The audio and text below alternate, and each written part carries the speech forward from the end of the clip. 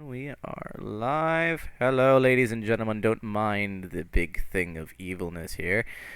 But welcome to. What is this? Oh, my bad. Welcome to Rolling With It. I am your host, Ryan Miller, also known as Ronan Buttfoot at times in game. And today joining us, we have Crunch, aka Alton. Say hello to our robot friend. Hello, robot friend. Hello. Our discussion, our topic of the day is epic rap battles, because there was some epic battles and there was a wrap up and there was quite the side quest that we didn't talk about at all. So now we speak upon it. First, I guess I'll open it up right to you. You know, is there any questions right off the bat that you have? Any kind of anything that you would like to talk about in specific about the side quest? Really is because there was a lot of branches going off of the side quest here. Like if we could have gotten all the gems to get the mind sphere, you said? Oh, Was it the mind sphere? so I just want that I forgot about that.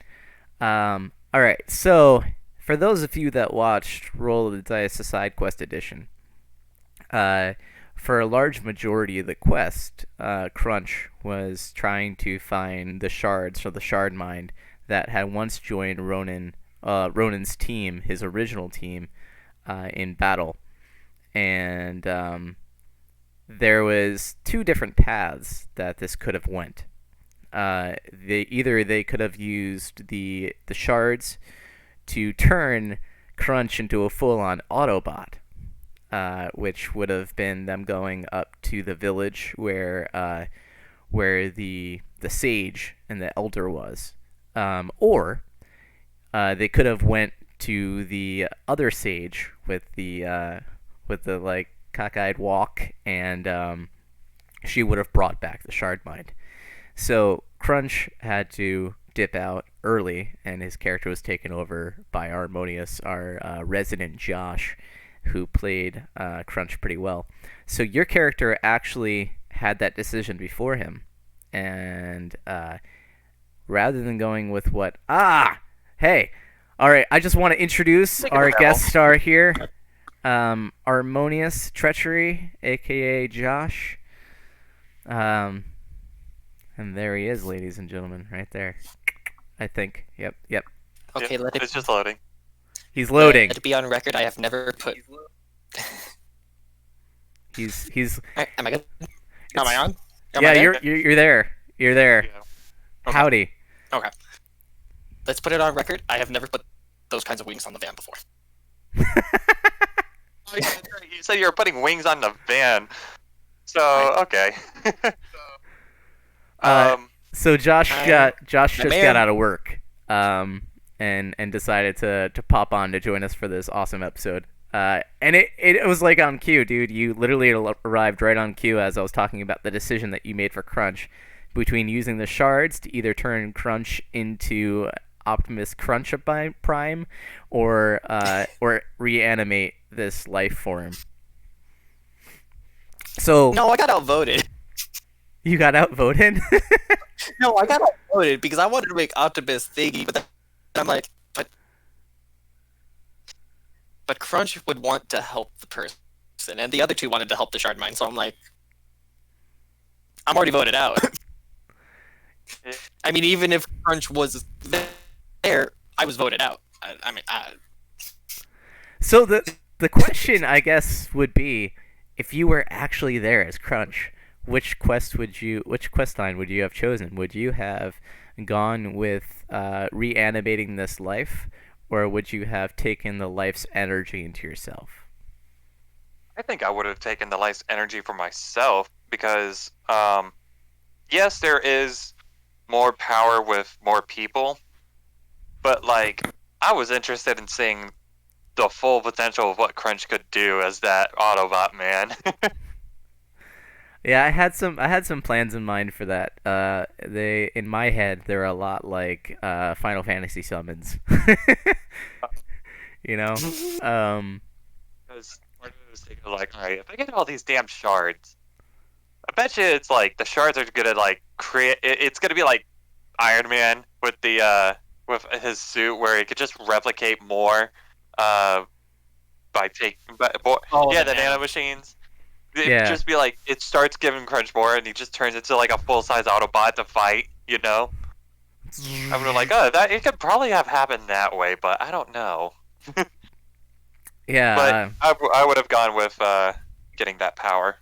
that's surprising too because I thought that Crunch would have gone with like the honor of making a life form, saving a life if he had the chance to.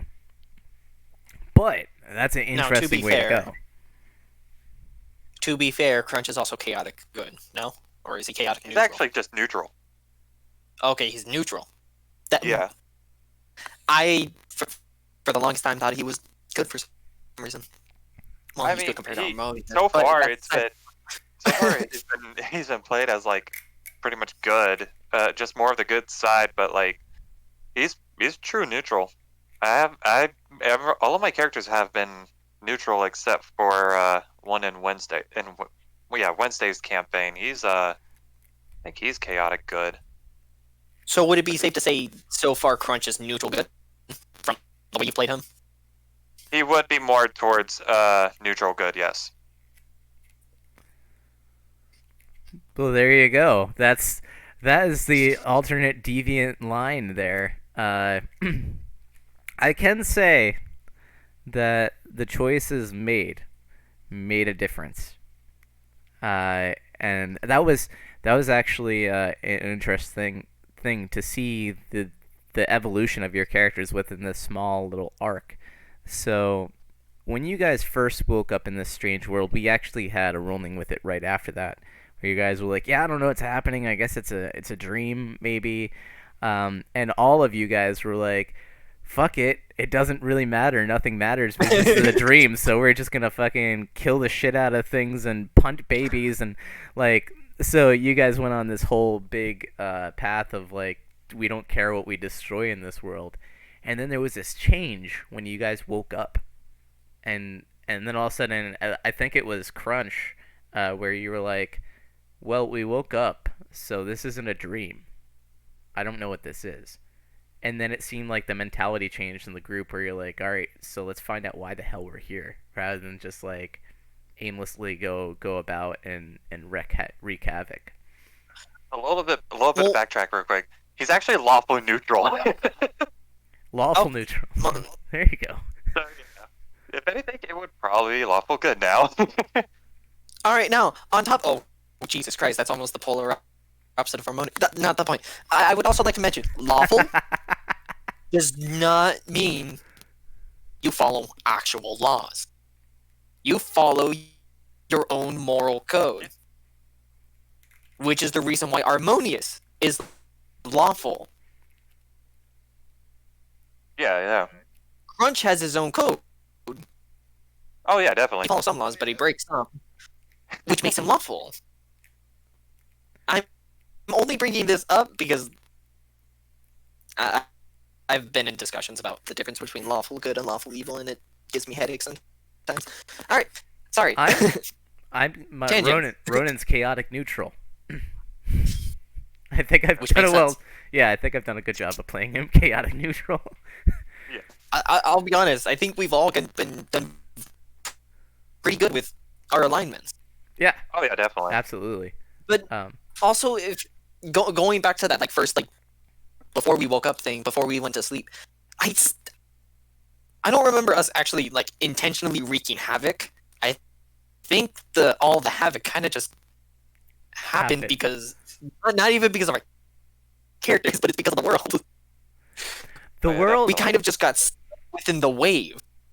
the world was definitely, like inherently chaotic, and there was a purpose to it, being inherently chaotic, and it was kind of see what you guys do with it. This world laid before you. And in the beginning, you guys were so fucked up.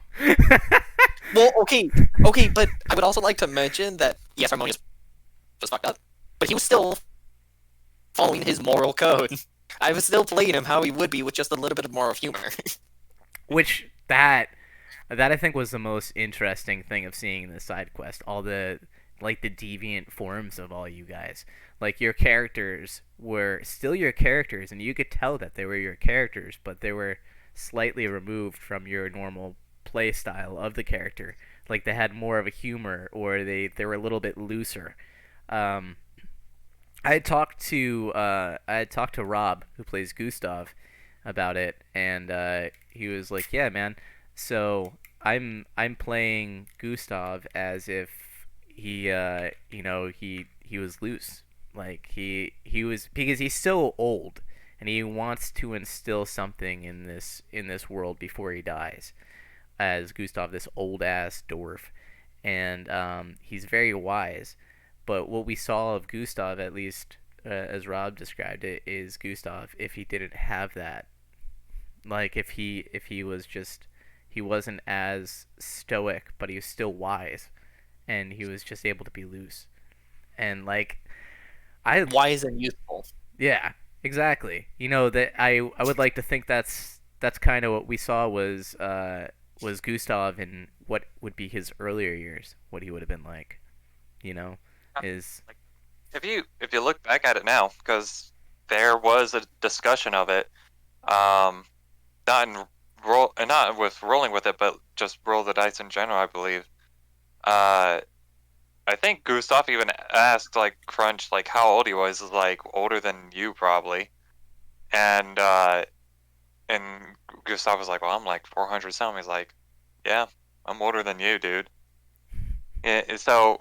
So I mean, it's the fact that for how old they are, they could probably share a good bit of like probably knowledge or wisdom to each other, if anything. Um, but like I bet you Crunch will probably share like maybe the history of, if we can get it, the Calamity Wars, and be like, yeah, this is like here's what truly happened, man, from fucking first person view here. yeah, that was. I mean, essentially, you two are the oldest ones in the entirety of the campaign. You know, it's just that you, as Crunch, remember less of your life than Gustav does. We only have for Crunch's backstory, because I wrote it down here. Uh, we have two remembrances of two flashbacks of his of his life. The first one, if as we can recall, was Crunch was in a tower with an elvish lady, but apparently an attack happened, causing the tower to fall, where where the lady was afraid, and the wall bursts behind her, and we don't know if Crunch was possibly like a personal guard for the lady or something, and we don't know if like for this one was just like like more of royalty and all that. And as a second remembrance, there was Crunch having a leaning over a rail at this city, and as we remember, it's the city of Aeor. There was a giant red crystal, of course, seeing creatures fly over the city and projectiles hit the force field around the city, which, again, the force field was the shield for the city to not fall over or anything. And it's generated by green crystals, as what we know. But those are the two flashbacks that we have for Crunch, and we have no idea what else is happening. Well, there was also So, there. It wasn't a remembrance, but when you were in the Thieves Guild, the owner of the not the owner of the Thieves Guild, the owner of Lack of Sense, actually gave you a little bit of history of your time from the Calamity, because I think he had something there from that, and he told you a little bit of detail. It not was about your life. it was the complete banner icon that Crunch has, that was with them. Hence how he was able to get that first flashback. No, the second flashback. which was the city. The first flashback happened when he got unfrozen from those ice creatures. Yeah. So, Josh, what were you gonna say? You were gonna say something. Collectively, we have about 3 minutes of this past. Yes. Yeah. So the with the side quest edition, I figure I thought about it after the fact, and I was like, all right, maybe I should fill some people in on some of the happenings of it, because some people may have missed a few episodes. So just in SparkNotes version, side quest edition, we saw our characters wake up, minus Ronan, after they had been traveling on a boat through the underground canals of Thieves Guild, and it was assumed that Ronan was narrating the entire experience, unbeknownst to the characters within it. And so they woke up in this weird world, and they had to try to find their place. They seem to have been in a time where Ronan had just disappeared and apparently saved this town. And they arrived in a time of celebration where everyone was drunk. They met Kermagus and Saparoth, and befriended them, and then tried finding their way through the town and seeing what there was to do because no one knew. Their first quest was in the catacombs of the slums, where they happened to help out a lady by the name of Madame Diev, who was a yellowish lady.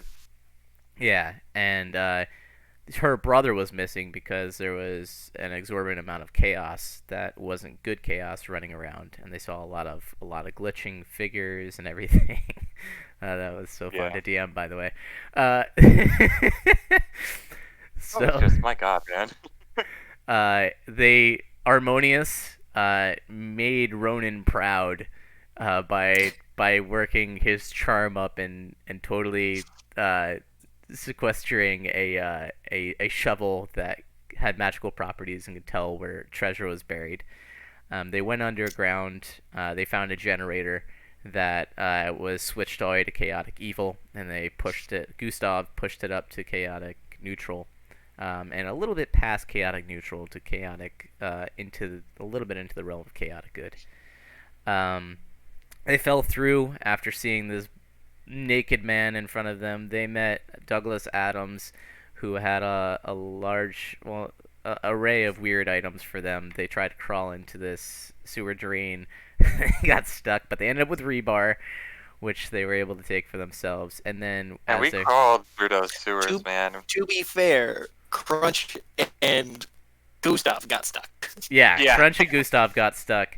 Maybe it was the help of the leotard, but but Harmonious was able to get through like a slippery little booger. And wait, I have to back up a little bit. This is after they found Ronan's body, a young Ronan's body in the courtyard, which they dug up, and then Harmonious, in a fit of chaos, decided to just throw, and found that he ended up like a missile, just friggin' bouncing around, like all these different places. And when they came back up from it, they ran across Ronan's body. This time it was barren, and his armor and everything had been stolen off of it. And upon touching his body, they end up getting some visions of this giant creature, who they would later go on to figure out was Yogg-Saron. And they would see this flame creature, which they would later team up with and know as Ragnos. They went and did a guild hall quest in which they saved an old man, destroyed a whole bunch of fucked up like rats, and saw an archmage, defeated him by Bonaris Wafku, who had arrived in town with 5,000 chickens, hitting him in the balls with a rock. And he ended up being Madame Duev's twin brother. So he they ended up coming back from that whole thing, found out that there was like this big nefarious kind of thing going on. They went forward and backward in time a little bit, and they ended up saving a baby and transporting a baby to a fairy named Puck before the town started to crumble before them, and they ended up questing into the tower that lay before them, where they ended up in the final battle and meeting Yogg-Saron face to face. The world exploded, and they ended up in a white space where they met Ronan, who said goodbye. And that's essentially everything that happened. And I wanted to talk about those details and see what was going through your head, what things you theorized. If you think there was anything hidden in the world, if there was anything that you forgot to possibly explore that you wanted to, and poke holes in my brain as is the style of rolling with it, since I was the DM. Now, Did we ever actually go back to that one guy? Which one guy? The one guy I basically stole the shovel from? yeah, the one that wanted the baseball cards. Did we actually go back? Because we actually He did- did get a card. He didn't want We the never baseball. went back to him. No, you guys didn't Well- go back to him, but he did make an appearance. So, he was the guy and the reason that Gustav was turned into a miniature. He turned Gustav into a miniature. And it wasn't baseball cards. It was collector's cards. And you guys actually found, I think, 3 of them. Or 4. At that point, we had one, but at most we had 3. Yeah. Because you guys... I forgot we had them because I had lost my notes for this. Yeah, you guys had, I think you guys found Gave him, Ronan. You guys found Ronan. You guys found the Blind Monk in a Nintendo Power magazine. You guys found the Unnamed Invoker. And I think you guys found Grundle. So I think you guys found 4. The Unnamed Invoker was the first one we found. Yeah. And I made a comment about going back to the guy, but we never went back. I forgot we gave him a piece of jerky and he went on fire. Yeah. Honestly, if we didn't do that, I would have never gotten the shovel. It's true. You know, I rolled crappy for that guy. one thing for sure is that, even though the shovel broke, the gem I think was still attached to the main part of the shovel. The gem was also cracked. Yeah. That's right. Okay, I was going to say, I didn't know if the gem was cracked or not, because if the gem was not cracked, we probably could have still used it to, find shit. The gem cracked when I first pried. Yeah. And then I hit someone so hard with it shattered. The gem cracked, and in that battle against all the rats, Armonius hit so hard that the shovel broke in two. You picked up the important part though. There's a part of me that was like, I hope that he fucking forgets. I hope that he forgets that the shovel broke and the one part flew off, but you rolled it with good. I think you had to do an investigation check. You found it. I You had to rolled do an well. investigation check, and I got a flat roll because I don't have a modifier to that. And I think, as I recall, you rolled really well, so you were able to find it pretty much right away. I got an 18 or something. Yeah. Um, Let's see. What's another one? Yeah. Okay. So there was a part about going to find the Earth Sprite, I think it was. the what? Because there was the part where we had the machine, the giant Ronin robot. You're talking to the desert, no? Yeah, the desert part to find the Earth Sprite there. I had thought of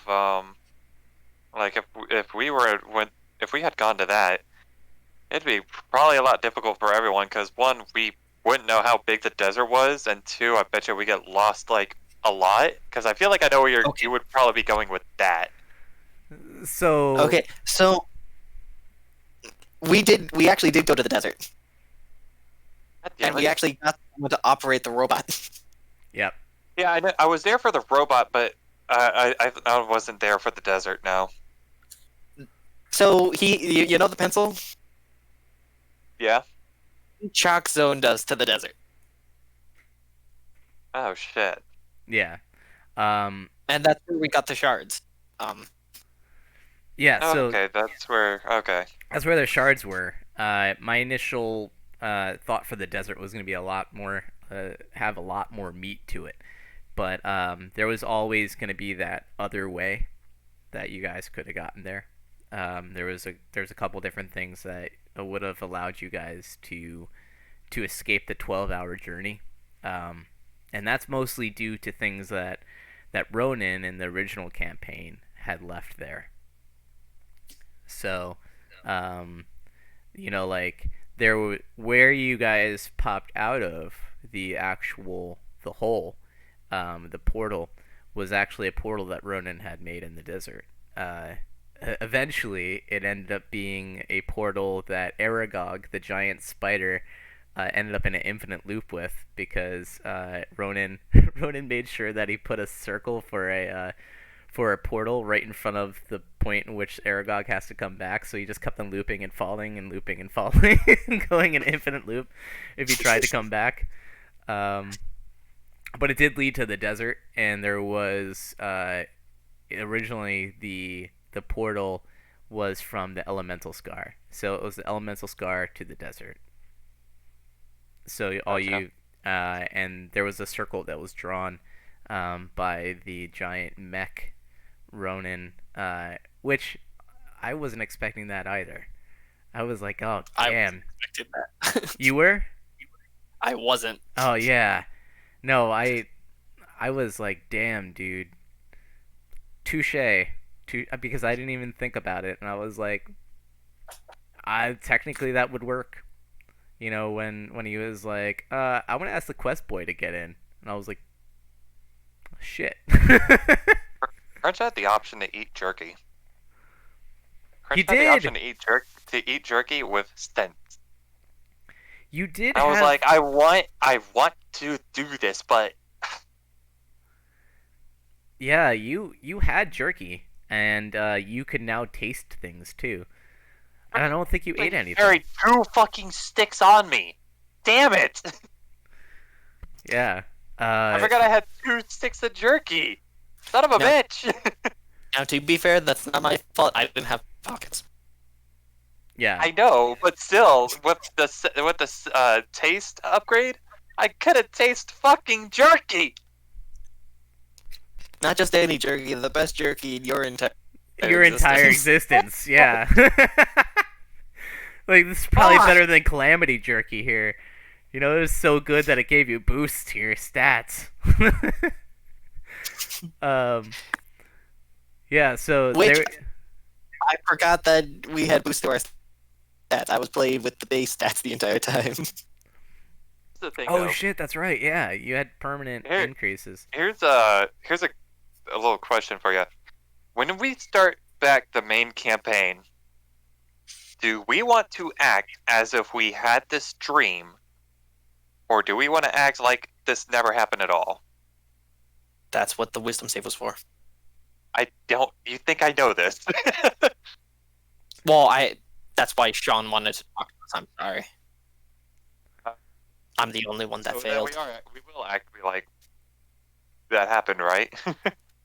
I'm the only one that failed. Oh, Yeah. so I passed it? I was 2 away. Yeah, You're shitting me. And I passed it? you passed it. Gustav passed it. I had to roll as Ronan, and Ronan passed it. He passed it with a nat 20. Oh, damn. So I had an 11. Oh, If- no, you needed a 13? if Ronan survives this, there's a good chance that he'll remember. But I don't know what that entails. That's I've been kind of fogged with what Sean has in mind for that. Now, as- here's the thing. If you think Ronan has PTSD now, I mean, Yeah, PTSD now. let's be honest here. yeah, Out of everybody so far, he's in the worst situation. yeah. Like That's one thing is for sure. Fuck. Because And And if he lives, he still has a longer life expectancy than Harmonious. That's true. Because once we get back, we're gonna be on that rowboat again. Mm-hmm.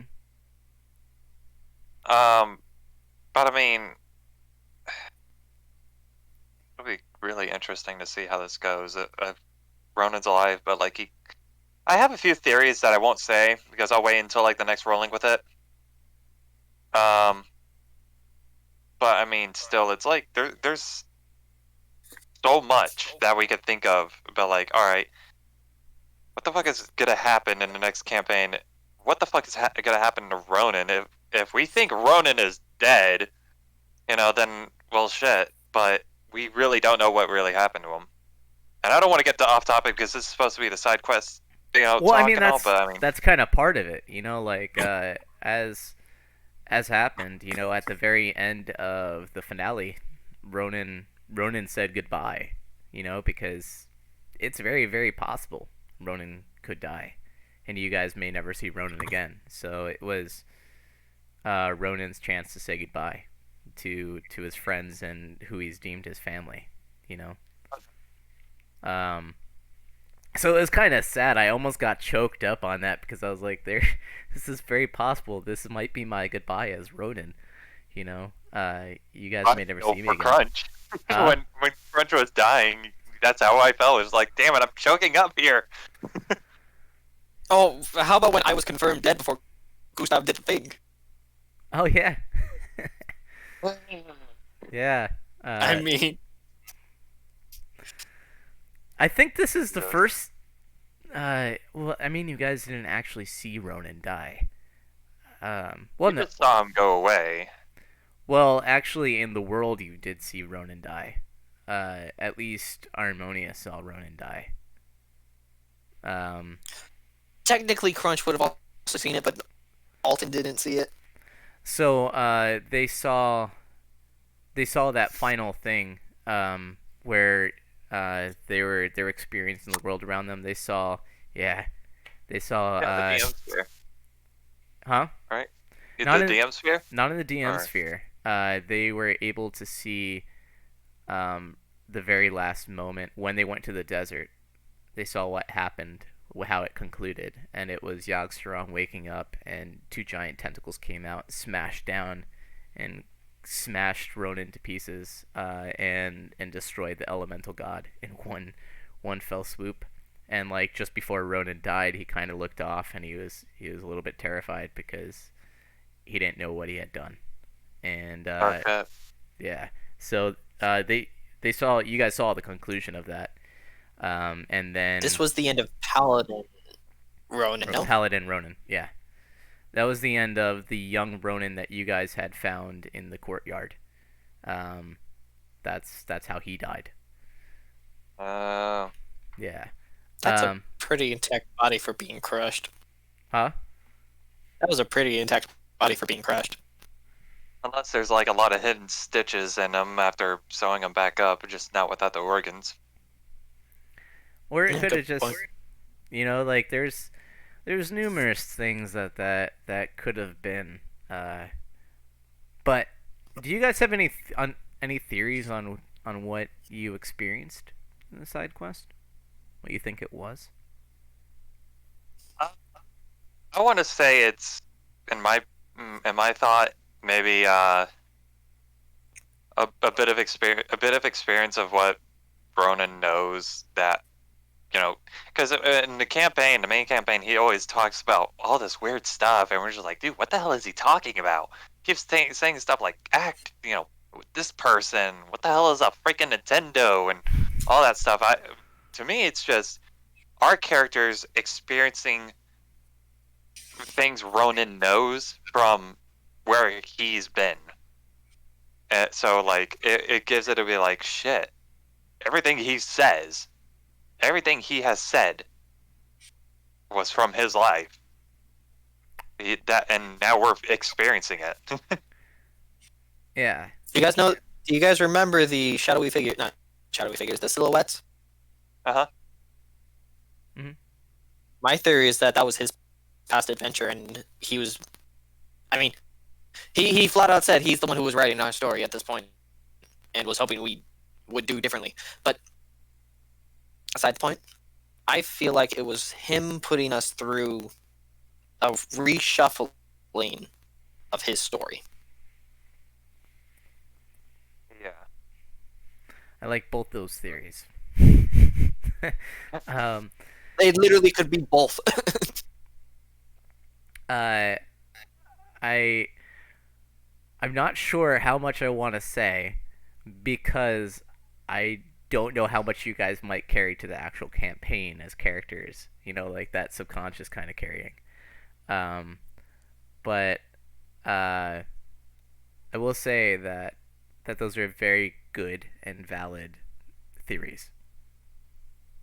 Now, here's the thing: keep them theories. Don't confirm anything, even though you want to, and even though you're nervous about us carrying it over.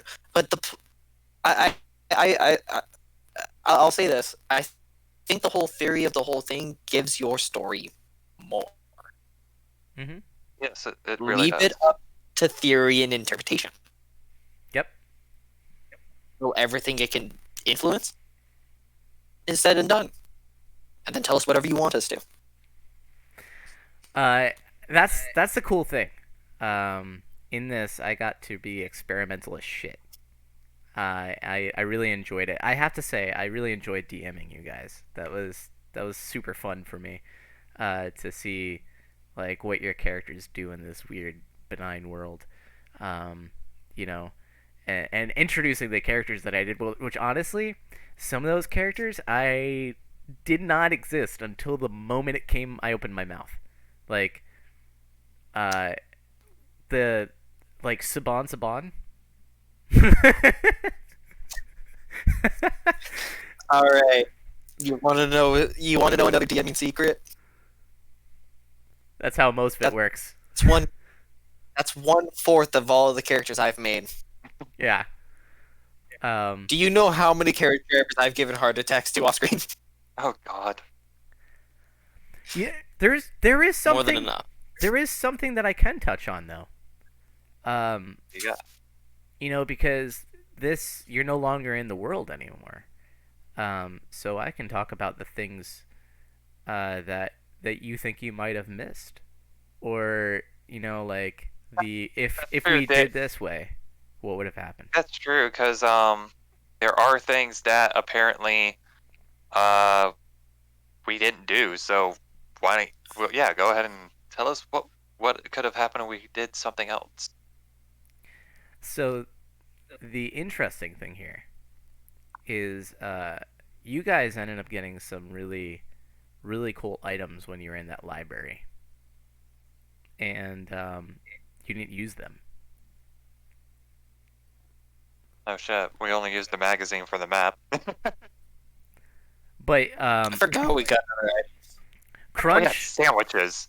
yeah, you did. Sandwiches. We had fucking sandwiches. I'm Let me still. guess. I want to guess. There were the beef sandwiches, like from Castle Crashers. The sandwiches, you know, would have. I would have probably improvised the shit out of them. I mean, it just kind of appeared. You know, I didn't expect Crunch to pickpocket a dead body first Well, off. you didn't. Well, you also didn't expect me to murder her with her own leggings.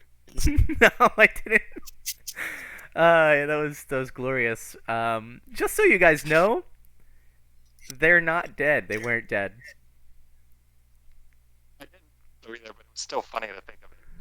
Yeah, like had you guys ended up going back to the library, you would have found them alive, and they would have been through the same thing. This guy is immortal. He comes back alive after like 5 minutes of dying, and he tries to go through his list of things to cross off. If you guys had examined the list, you would have noticed there were some things crossed off of it. He would have crossed out. He's the one that grabbed the list. He would have crossed off 319. Yep, being killed by a ballot. No, 369. Being, 369 being strangled by a paladin. Yeah. That character did exist prior. I had been talking with Sean about that character for like 2 weeks. I was like, I'm gonna create this boring character librarian, and I was just waiting for the moment for you guys to walk in that door, and like this monotone dude just greets you. He's like, "Oh, great." Alright, you're going to help us, and we're going to make a deal. I would like that. And then just Oh yeah, the, also, the peppy girlfriend.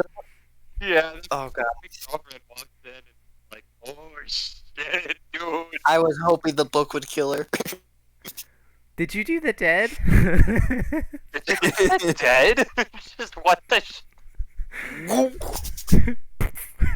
all right, idea for a shirt. Did you do the dead? It's like her like kneeling over to look at her freaking dead boyfriend, and just above her is a book falling towards her. Oh no! Above is the balcony. There's a little chibi harmonious with a with an oversized book.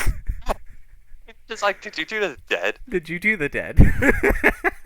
With the chibi Nightcrawler harmonious just ready to chuck team book.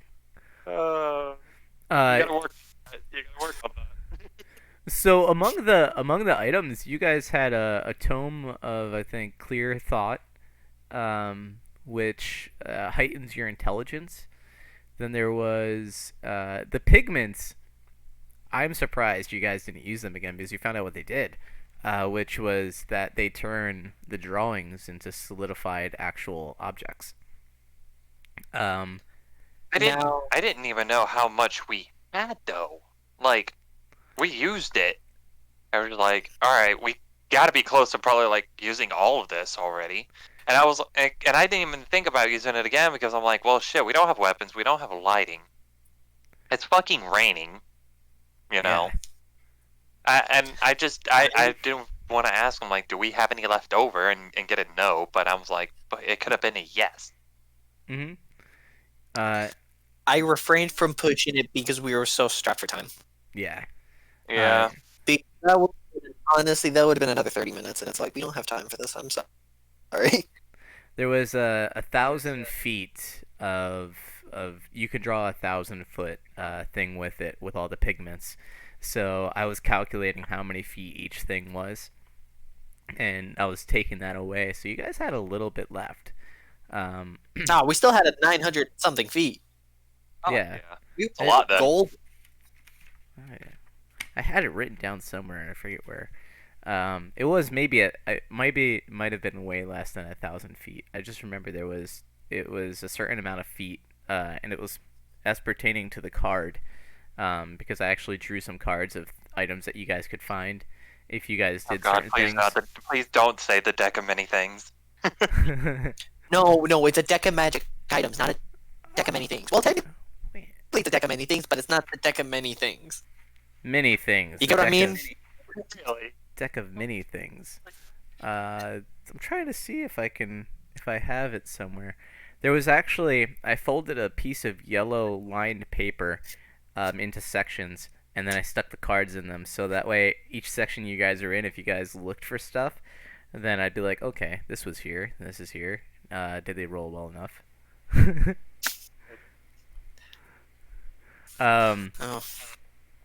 So we're bringing in cards now. Oh, they're all the way up Crunch, there. you were actually given a when you went up to the old man, he gave you a locket. He gave you a necklace with a ring on it. Yeah.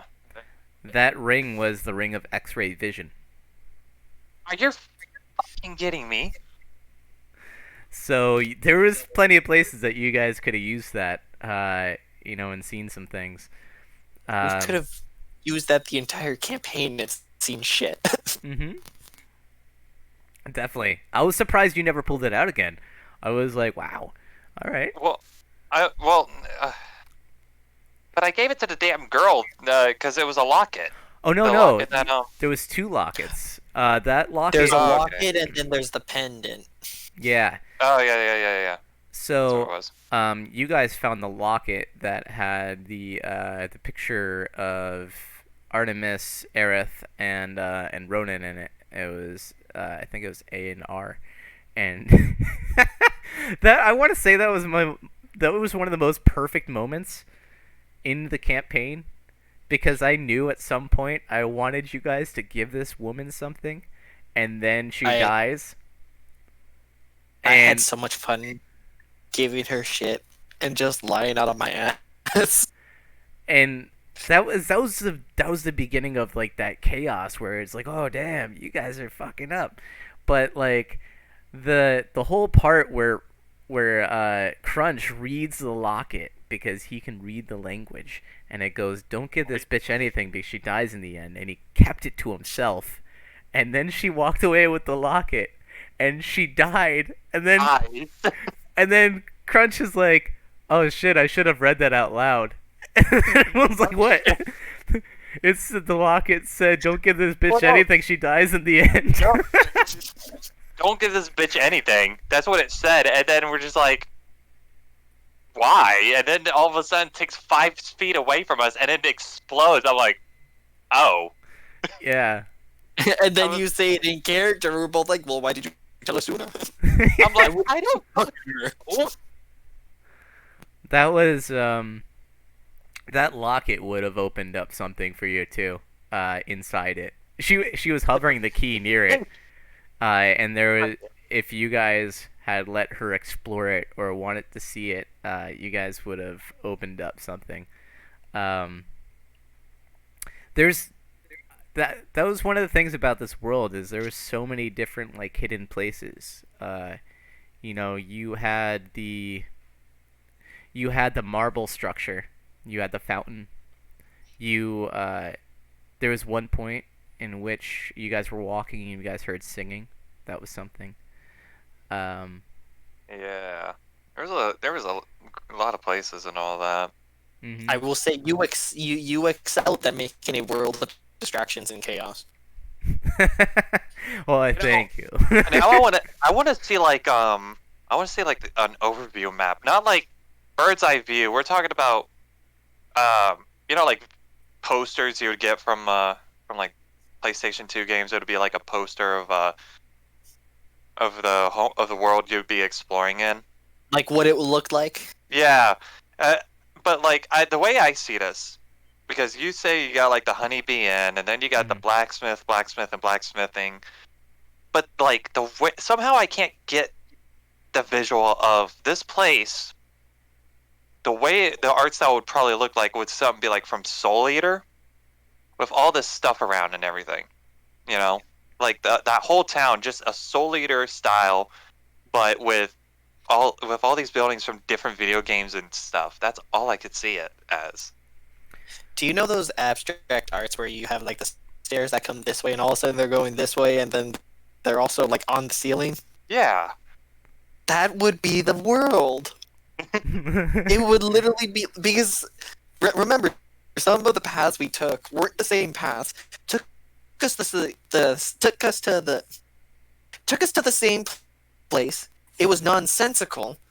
We had the Lost Woods. We had stitching. But I mean, even if we took away the stitching, literally just make it like that side wall, but then keep it arcing over. The ceiling's the desert. On the other side is another forest for no ungodly reason. We have the tower in the middle. We have. Oh my god. So much, man. Yeah, there was there was a lot to be explored. I can say that much. And you guys touched a lot of the surface of it. I'm surprised none of you went back for Nintendo Butt Pocket, Prison Pocket. Like, that was your bag of holding right there. It's the fact that we didn't have a subway token, but until then we did have a subway token. But we needed Near 3 the subway end, tokens. but we needed 3. Mhm. So even if we had the first one,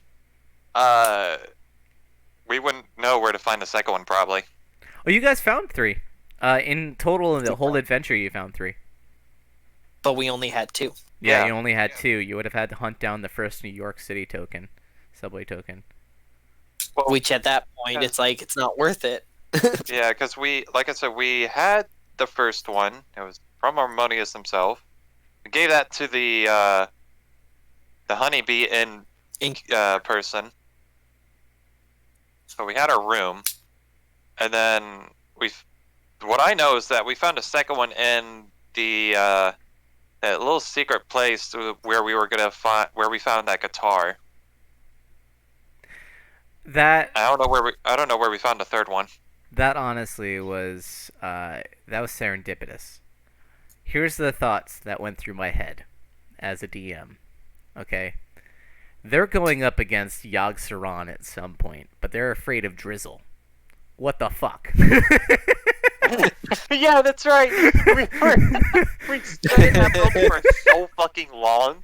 We were just like, fuck the rain. We're not going out in the rain. Now, to be fair, we weren't scared of the drizzle, but we're like, We don't want to This get is- wet.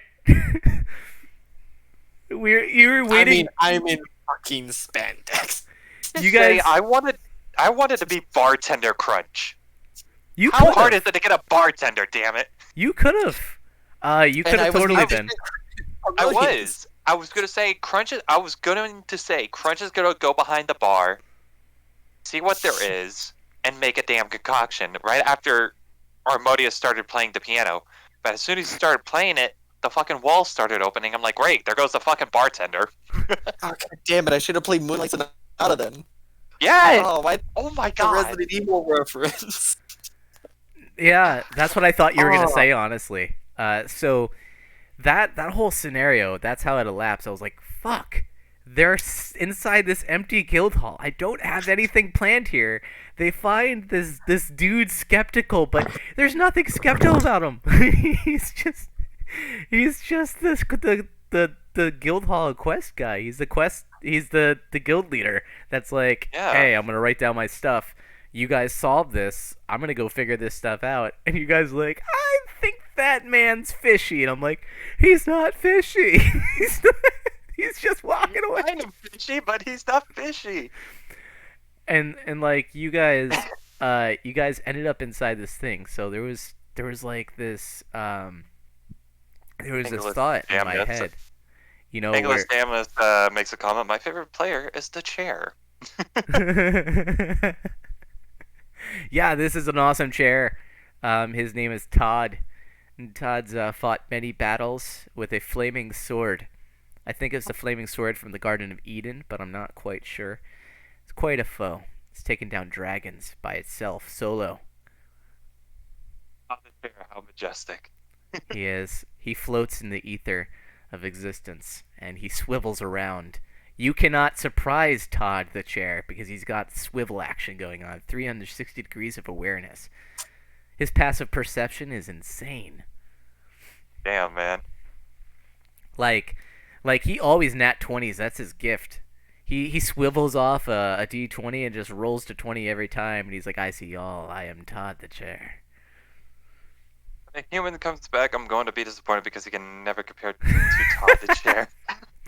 The human plays a character that has smite, though. So I mean, they'd probably make a good tag team. I think that's his familiar right there. Is Todd the chair, the 360 degree deity known as Todd the chair. Todd the chair. Sorry, what happened? sorry, Armodius. Todd the Twitch chair chat. is being beckoned. Twitch chat. That's all I'm Twitch- saying. Yeah. Twitch chat, we established that your chair is Todd the chair, who has 360 degree peripheral view and amazing passive perception. Always rolls nat 20s. He floats in the Says, ether of "Bring back the existence. chair." Bring back the chair. Oh, gee, fuck no. I'll just leave them. But wait, no, because if you stick inside the chair, you can smite while at a 360 degree peripheral. Nothing could surprise you. You get your smite, and you get all the shit you get as your paladin, and you could just hold out the sword and all wanna know a fear secret? me. You What? want to know a secret? Yes, You want to know how many feet for Harmonious? your new feat for Harmonious swivel chair. The alert feat. Oh man. See, there it is. It ties back to Todd. The Todd the chair has given you the alert feat for you to Plus always 5. have awareness. Oh man, that's fair. That's fucking scary. You're just gonna. Oh Jesus. Nothing's gonna stand a chance. You're the paladin lawnmower of the group. You're just gonna mow through everything into your Don't tell mulch Sean. bag. Don't tell Sean. They're all in the mulch bag now. He already wants to be dead enough. So Follow if I get more Todd time. This is my expectation. Intense face of intenseness. Man, they love my chair more than they love me. you have to How I get feel. Care now. you have to get eyeballs on the chair. He's a canonical Oh, figure in this shit. campaign now. Like, we have to bring him in. If you don't bring him in, my next character that presents itself in will have Todd the chair. And that's if you follow. If you follow us, my character will come in with Todd the chair, the familiar. How about this? What happened is How about this? That better? He trusts in Todd. He trusts in Todd. Yes, I have the giant unicorn sitting beside the chair. What's your point, Alton? I ain't saying anything. I'm just saying You guys. Todd is up to his life. Todd is love. Todd is life. So Yeah, the I you were forgot what I was gonna say. talking about the different areas in the campaign that you wish you could have explored. I think Yeah, and then we got the bartender crunch. that okay. So yeah, in my mind, the way that it went was shit. They're gonna stay inside until the rain passes, and I know the rain is never gonna fucking pass. It's like it's just gonna get more intense.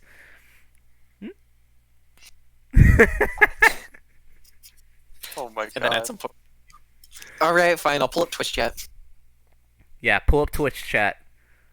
Answer this Although you man. probably won't be able to see what it says. This is Harmonious. What do you bring to the game that Todd cannot bring? AKA my trollish way of asking for some character intros. Yeah, we could give character intros. Okay, so I usually play a character by the name of Ronan Buttfoot, who is a fourth wall breaking paladin. Well, he was a fourth wall breaking paladin in some past life. He is now a fourth wall breaking rogue who has gone disappearing in our last campaign and has been through a buttload of fuckery. I'm moving on to our Warforged friend. I am a warforged named Crunch. He is apparently does not know about his past life, except the fact that he knows his name. We have gotten some flashbacks. He was apparently taking part of the Calamity, a war against the gods, and now he must find out his past, as well as, well, get ready for the next coming calamity. And Harmonious Treachery. Alright, well, I play a paladin who's actually, honestly, normally in it for himself. But, honestly, it all started when he was kicked out of the house at the age of 8. His mother was a bitch. What do you expect?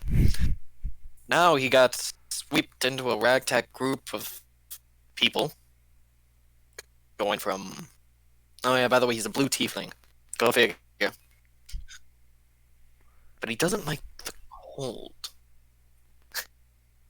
But he's cold-blooded. Don't like the cold, but I'm cold-blooded.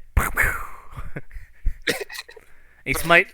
He that we smites. got right now. He smites like a mofo too. Like hell his yeah. his first introduction, we were against a if Buttfoot met a cat person named Bap, who says Bap when he hits people, how quickly would they become best friends? Insanely quickly. If Crunch became captain of a ship, Captain of a ship. Could I call him Captain Crunch? Yes. Yes. and my mother was a bitch too, I can vibe with the paladin. If he met a red tiefling with green hair named Strawberry, how quickly would they become best friends? Well, he's already got a red tiefling best friend, and he's currently in the middle of a war. So, it probably would take a little while. Yeah, he's Maybe very, show him the other one's head. he's very untrustworthy. Well, untrusting. Now Oh, I he's want also untrustworthy. Now I want a fucking cat named Bap. Man, Ronan would fucking love that. Ronan has a has a Madame gerbil. Tish is Madame Tish, Armonius' closest tiefling friend, is actually named Honor. That's let me true. let me tell you this. I have a friend that she wanted. I was going to see if she wanted to join our campaign. She was going to be our cleric. I had a friend too. Yes, thank you. um, she was going to be a cleric, but she wasn't going to follow like the normal build up for the cleric. She was going to have the pirate background, so we would have had a ship if anything. So that would have been really funny if if Crunch was like captain or something for the ship as well. That'd be awesome. All right, let's be honest. Can you imagine all of our characters in pirate attire? I mean, Ronan is basically 99% pirate. Anyway, had a mouseling with a pirate background. Also, you could have been Captain Crunch. Come on. My freaking god! Captain Crunch, First Lieutenant Foot. So I will say this: that Ronan has a pet that he rescued. That's a gerbil, and it's called Armageddon. He calls it Army for short. It's based off of the gerbil story of some people doing kink, and the fire was lit, and the gerbil came out on fire out of a person's ass. The person shouted Armageddon as a safe word. Wait a minute. Ship the gerbil now for God. Hang on. Hang on. With you? I have probably the most important question possible. What? Where's Armageddon? Yeah. Armageddon, I believe. Yeah, Armageddon is still with Ronan in his bag.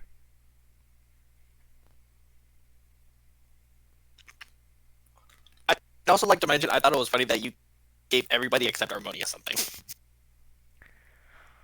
Did I? Yeah. I you gave Crunch a everyone but shoe. Armenia That's something. right. Yeah. No, you gave me a shoe. Yeah, I did. You gave Gustav all the money.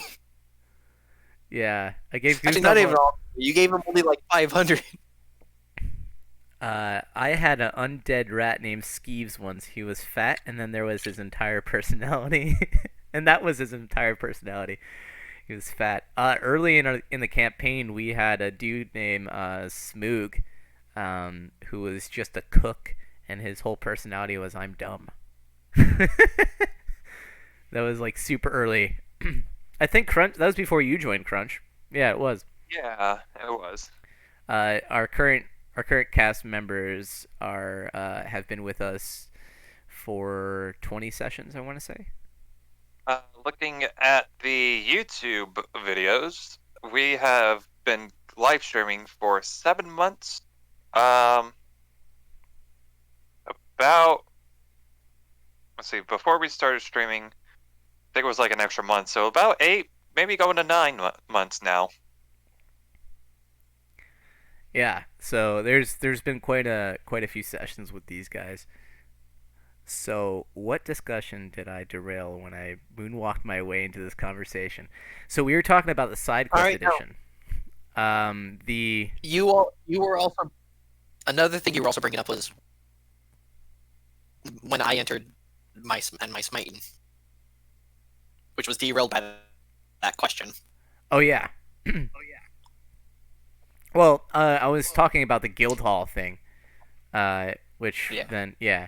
So we were discussing the side quest edition, which was a deviant edition of the main campaign. The main campaign, the dungeon master stepped back for a little bit, and while the dungeon master stepped back, Ronan, who had disappeared, actually took over the helm of DM and DM'd his crew.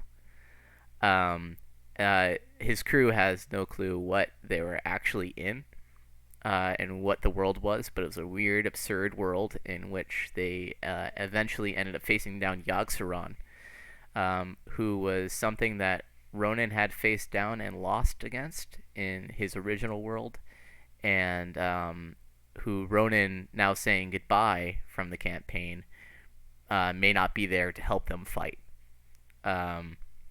So he was kind of showing them who Yogg-Saron was, and they had to face off against him. So we were talking about like all the screwed up things that happened during the campaign, the side quests that they didn't take, and how they were afraid of Drizzle. Our badass heroes were afraid of Drizzle and stayed inside an abandoned guild hall. And the fact we will never get a bartender crunch. Yeah, the bartender crunch Alright. was a few moments away from existing. It was Um, right there before the wall opened up, and I was like, not Drizzle really do be scary, scared. though. All right, now listen. A light sprinkle, that's fine. A light drizzle, oh, that's horrifying. Now a downpour, now that's downright adorable. So this whole thing was I was talking about how it was for me as a DM to DM this situation where they went inside the guild hall after they went on a quest. They got the end of this quest. The guild hall was empty, and they were like, "It's drizzling outside, so we're gonna wait for the rain to pass." And as a DM, I was like, "Wait, what the fuck? I did not expect this. Shit! Like, why are they afraid of rain? How the hell do I boot them out and get them out?" And then Harmonious goes, "Is there a piano?" And I'm like, "Actually, matter of fact, there is." And Harmonious, our tiefling that's used to slitting things' throats and disemboweling them, goes up to the piano and starts playing like a fucking savant. And because this is a weird world, it paid tribute to both Final Fantasy and Resident Evil, and a secret door opened up. That they let in, and there was a whole bunch of pottery inside, which some got smashed. They got to blow up a wall to create a doorway that led down to this guitar. Really guitar. Yeah, like I do. They ended up seeing this guitar on a pedestal, and it was a sexy green guitar that had, like, electric guitar that had a Triforce on it. And they picked it up, and when they picked it up, a face appeared, and it was a deity or an entity named Jim. And they released the army of Jim by playing the sick riff on it, which took over a rich portion of town, kicked all the rich, pompous people out, and in favor, they said that they would come to their aid one time if they so needed it by playing the guitar.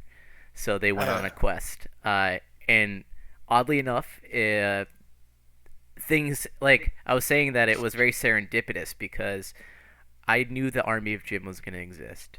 The Army of Jim was a tribute to like my brother that passed away, and he was really sick at guitar. We paid a tribute at the end of the finale, and so I didn't know how I was going to introduce him though. And then Harmonious played piano, and I was like, "All right, this is it. This is how they're going to find the Army of Jim and release it." And now I have a reason, and so that was awesome. Oh yeah. I'd also like to mention, you should have realized this was going to be a handful, because you have two. Okay, you have one of the craziest people that have played for Sean, and then you have Alton. You should have seen some of the shit I've pulled, Alton. Yeah, really wish I would. I mean, the only thing I've seen you freaking pull was like 74 damage on that fucking demon on So- the first session you showed up. For Angelus, this is one of the things that I was gonna say, which is that when Harmonious first showed up in our campaign, Harmonious helped kill the shit out of a Balrog, was it? It was a Balgura. Balgura. Balgura. Balgura. A Balor is a CR19 creature, and I would not be Yeah. able to help with that. A Belgora came out of this portal from this guy that had summoned it, and just he smited the shit out of it, and I was like, he could do that much damage? What the fuck? Because he did like over 100 damage. I was like, we're like level Okay. 5, man. What the shit? Okay, no, we weren't even level 5. We were level 3. Yeah, we're yeah, level 3. level 3. We were level 3, and my first attack did 48 damage, and my second attack pushed the total to 72 damage. And then you finish it off. Yeah, Ronan got to get the kill shot. but We were still, very afraid to face that thing. my God. Okay, how do you think I felt? I fought that thing with 4 level 5 characters, and we almost died. Mind you, this just for a little background on this, this came after your character appeared after we slaughtered an innocent family because 2 new members of the group decided to rush in and thought they were bandits and killed them all. And then they killed Ronin's best friend in this campaign, and Ronin, in revenge, disemboweled them and lit their corpses on fire in a thing that said "fuck you" to the heavens, which was where the god was that his best friend worshipped. And so the last survivor came out to see this flaming body of corpses and was like, "Who did that? Who did this?" And everyone's like, "I don't know." But in the end, they end up saving the girl whose family it was that they slaughtered, and it was completely on accident. Like, it was this we're gonna protect our friends, and a lot of everyone wasn't killing anyone besides the 2 people that were rushing in and killing everyone.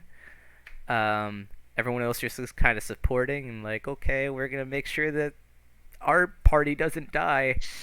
And then in comes Harmonious the next episode afterwards, and we find a demon and he kills the fuck out of it.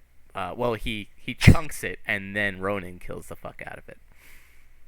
I literally threw everything at it, even the kitchen sink. But I will say that you missed the fatalities. The episode before the side quest edition took place, there was some pretty sick fatalities of skulls and spines being ripped out through assholes, and heads. That's the only reason. Heads That's the cracking only reason that backwards. session was so long. The fact that when again, the way that the main DM does it, where it's like if it's the last one, we do whatever the hell we want with it, And Ronin but then in a just- matter of seconds, of course. But you just went on and on. We're just like, Jesus Christ, are we just gonna let him do that? And like the first one was just like fatality, question mark, and you even just did that in character. I'm like, fuck. Yeah, he shoved. No, we should. They also missed badass Canyon Harmonious being hit by every single fucking enemy. I think there were only 2 enemies in that combat that didn't attack me.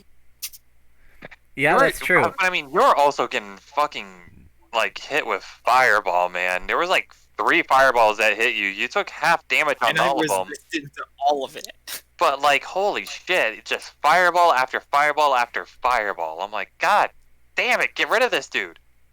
So They as took everything they had to take me down. As- Yeah.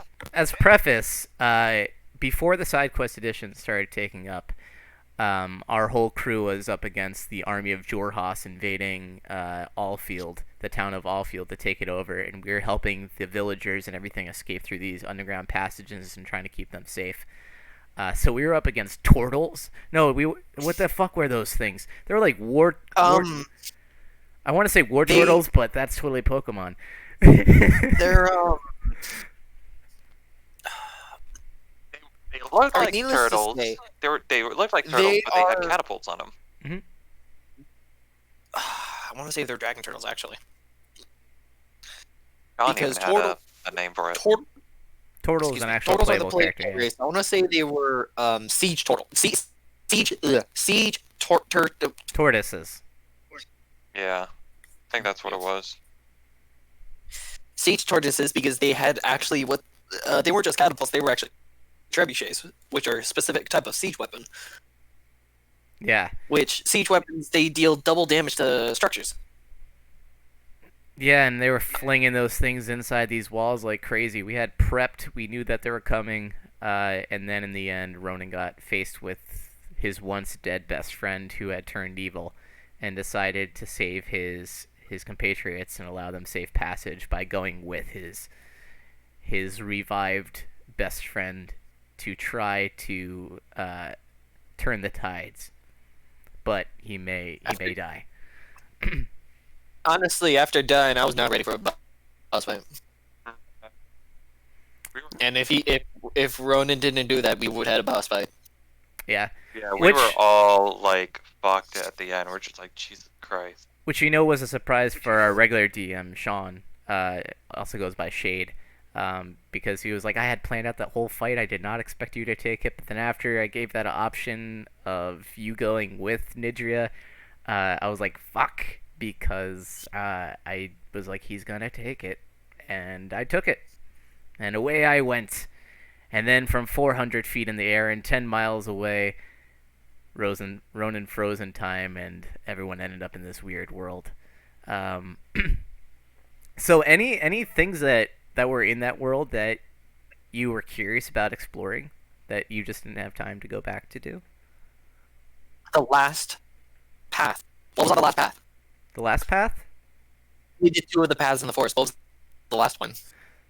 The last one led to a mountain, and inside that mountain there was Ronan's bat cave. Essentially, it had different armors. It had different tokens of the things that he's defeated.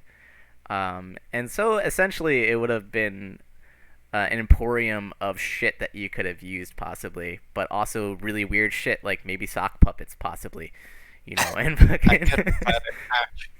I could have gotten Saw actual those armor. sock puppets. If we saw those sock puppets, we'd be like, "What the fuck are those?"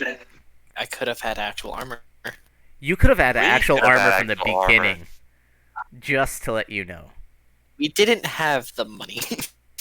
No, you didn't have the money, but what you had was a dead paladin Ronan, decked in like 15th level armor in front of you. To be fair, I was also still more. We weren't the same size. He was also taller than me. True, but who knows? Also a little bit bigger. Harmonious isn't a big guy. There was also blacksmiths, blacksmithing, and blacksmith. That's where we got the leather armor, but we didn't have the Yeah. funds. And there was a. Damn it!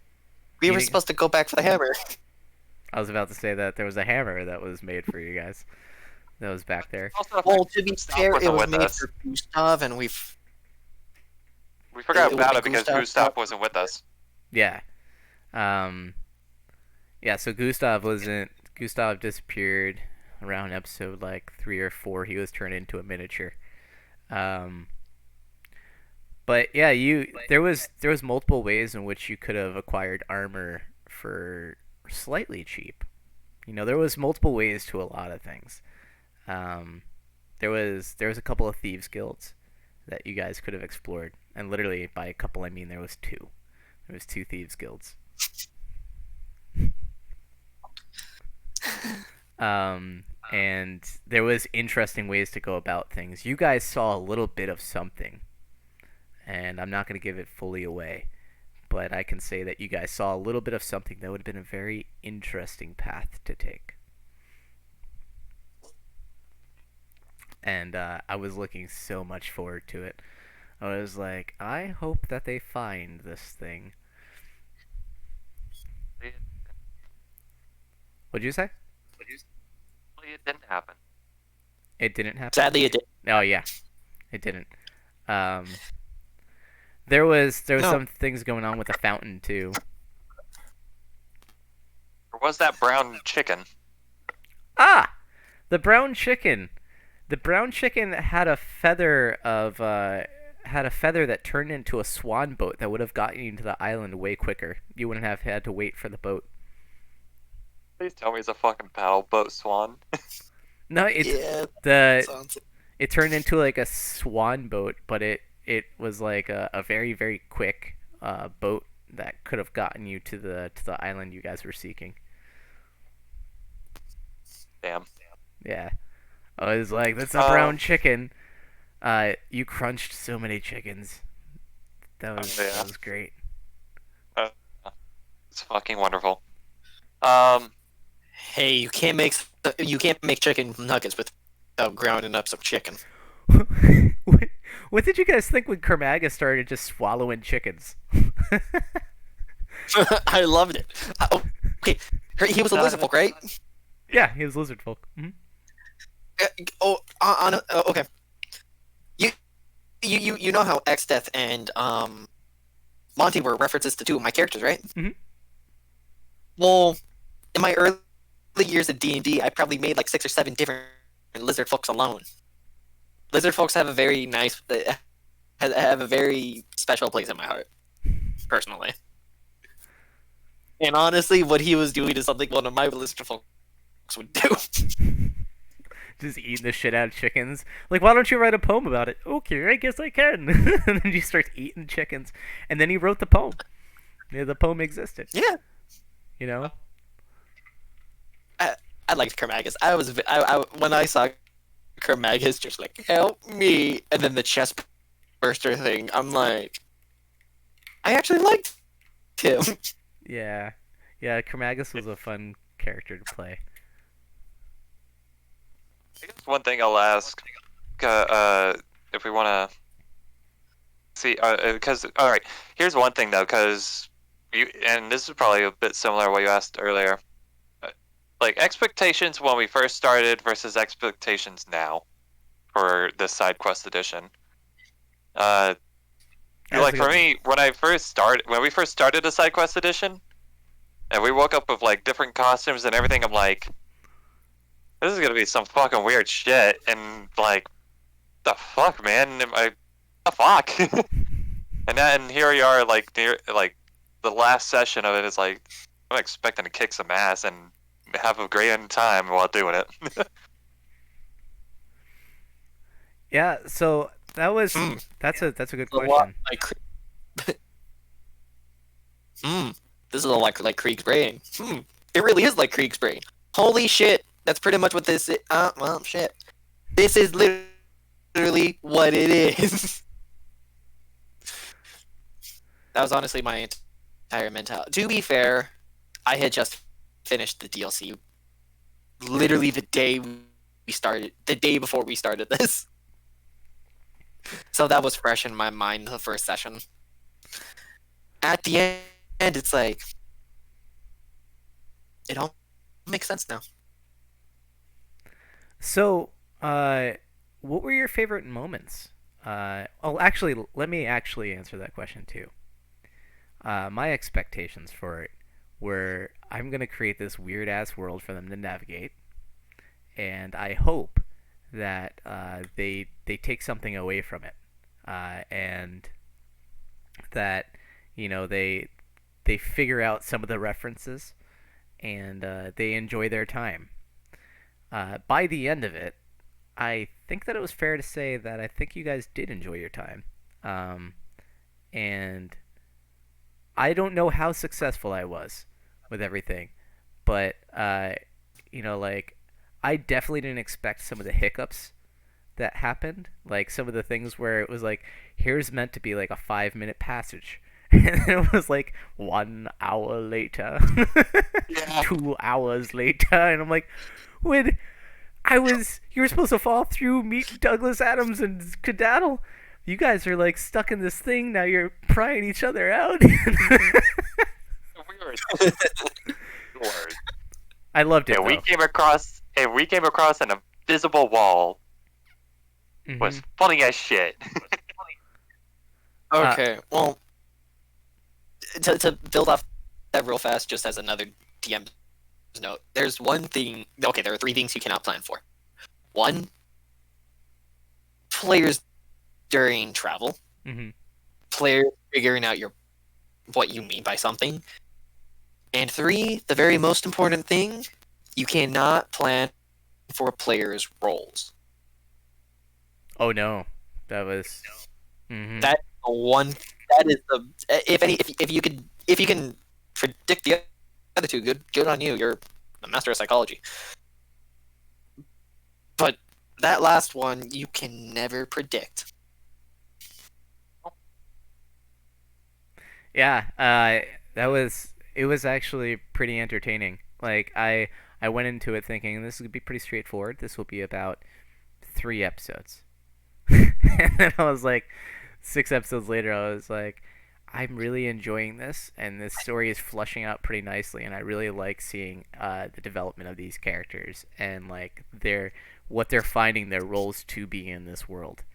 It turned in from this weird thing into this weird thing that had a lot of substance, and I seriously I really enjoyed it. I enjoyed creating those moments, the small little compassionate moments, as well as the humorous moments, and paying tribute to all of my favorite geekdom shit while doing it. And so that was awesome. My question would be, what were your favorite moments from the side quest edition?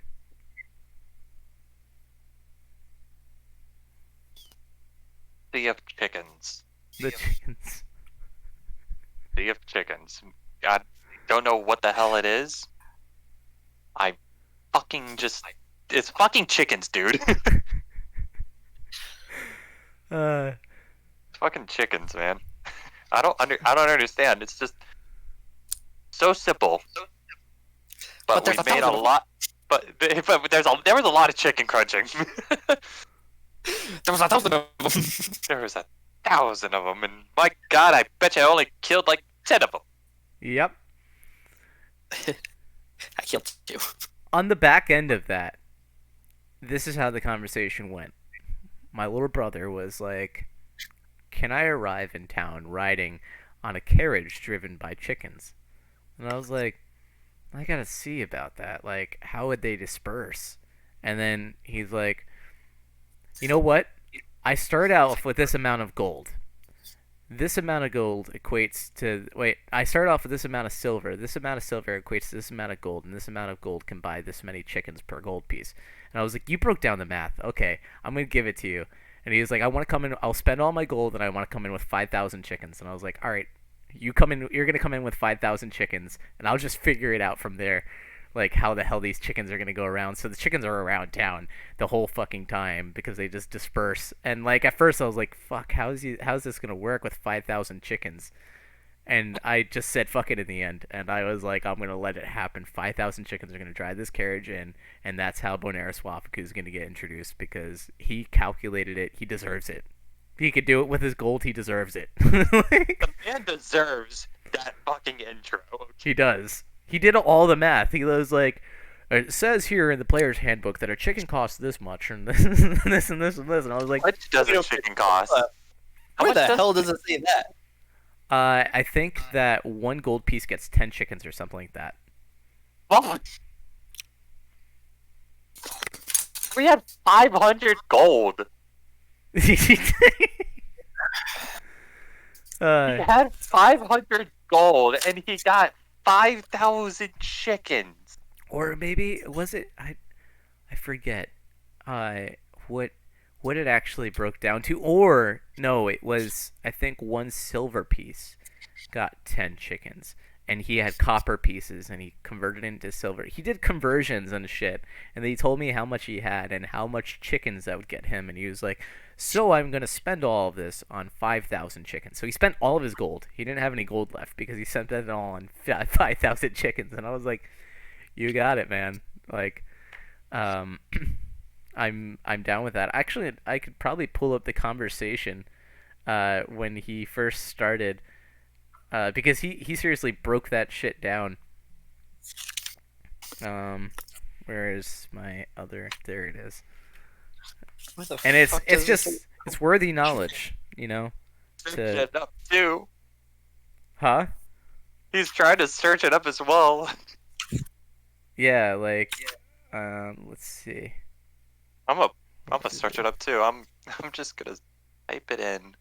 The only place I see animals, it's only mounts and other animals. You got camels, you got donkeys and mules, you got your horse draft, you got your riding horse, your pony, your war horse, your mastiff, your elephant.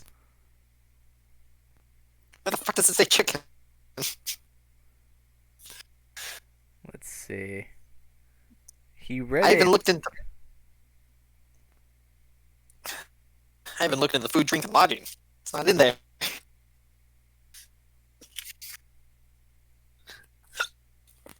Excuse me. Okay, well I didn't So- find it, but Oh, okay. So he rolled in on 500 chickens, not 5,000. In the books, this is my little brother's actual text to me. In the books, one chicken costs 2 copper pieces. 10 copper pieces equal 1 silver piece, and 10 silver pieces equals 1 gold piece. So 1 gold piece is the equivalent of 1,000 copper pieces, which means for 1 gold I can have 500 chickens. He spent 1 gold for that many chickens. For 500 fucking chickens. Yes. He spent one 1 gold gets you 500 chickens. gold. And I was like, all right, bro, you you did the math, man. I looked at the math. I checked the math. The math is 500 chickens, and I was like, all right, you come in on a like 500 chicken thing. Yep. And like the whole thing that we talked about afterwards was I don't have control of the chickens past the carriage. I can't control them. So and I was like, all right, so 500 chickens bring you in, and after that point in time that they bring you in, they just go off because you can't control them. You can't swarm the chickens. I literally thought they were gonna attack us when someone just punched one. I'm like, oh no. Oh man, so I could have paid tribute to fucking Fable. Chicken Final kicker. Fantasy. When you fucking You could attack chickens Okay. enough, they get so pissed off and they start attacking you. The Yeah. good news- Legend of Zelda. And it's also in Fable. Chicken kicker. Like you get the army They of don't attack chickens you, coming Fable. after you. In the Oh, first, you do? yeah. Oh. Like you get an army of chickens that comes after you and starts pecking at you. Jesus. So your favorite I never got happy through Fable. Your favorite Sorry. thing was the chickens. How about you, Harmonious? You know, I'm simple. It was the conversation about the 2 sausages. I fell in love with that moment too after it happened. Like that's another unexpected moment. Okay, I expected him to come over, and I expected him to be like, "How many sausages are you gonna get?" And I thought you were gonna say like, "Oh, I'm gonna take 10," and then he'd be like, "Can you pass me 2?" And the conversation would have been completely different. But you came out with such a reasonable number that it transformed that whole demeanor into who he was as a person into like this dude that just hates greediness and ended up bitch slapping the waffle maker onto the ground and kicking him in the ass. Oh man, I love that conversation because it's not just him who drilled on the guy with the waffles. Harmonious and Gustav also drilled into the guy. That was amazing. Like I was young when I started in this line. I was a young man. Now I'm old. And he's like, "You fucking made this man old. He aged, man." Look what you fucking did. You greedy motherfucker. I should have said I should have said I was an infant.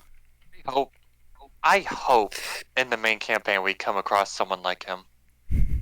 I hope. The Just one. wish- I wish out want ethos. another moment of that. Greedy motherfucker. Greedy motherfucking taking 2 fucking sausages. God. Give me 2 motherfucking sausages.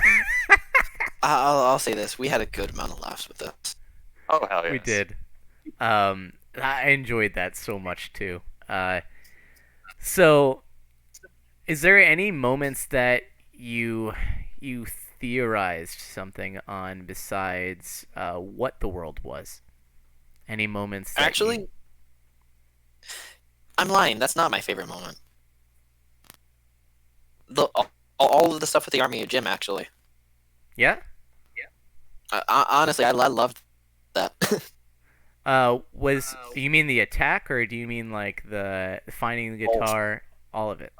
Yeah. all of it. Yeah, I was happy to have that moment to like give that tribute. As you guys saw, if you guys saw the end of it, you can actually see Jim. You know, he was a sick guitarist, and just a really awesome person in general. Like he was deep into nerdcore, and like he played Magic. He loved Skyrim, and like he was all about it, and he was huge into Zelda. And so one of the first things that he learned to play was Legend of Zelda riffs. So it came through in his guitar riffs, which you heard in the beginning. The beginning song was him playing guitar, like that. Both the beginning and end songs were his band. And so like yeah, that freaking sick nasty riff that was him. I was trying to play that during that one point and be like, this is what you're hearing. During the final battle when the army of Jim came out. Noise cancellation. Yeah. So, Harmonious actually got to summon the army of Jim in the final battle, and they came out, and it was like Knights of the Round Table style, kicking the ass of Yogg-Saron. He got to The roll best 20, content. 25 d10s. Jesus. Yeah. Okay, Um, I was wrong. I was wrong.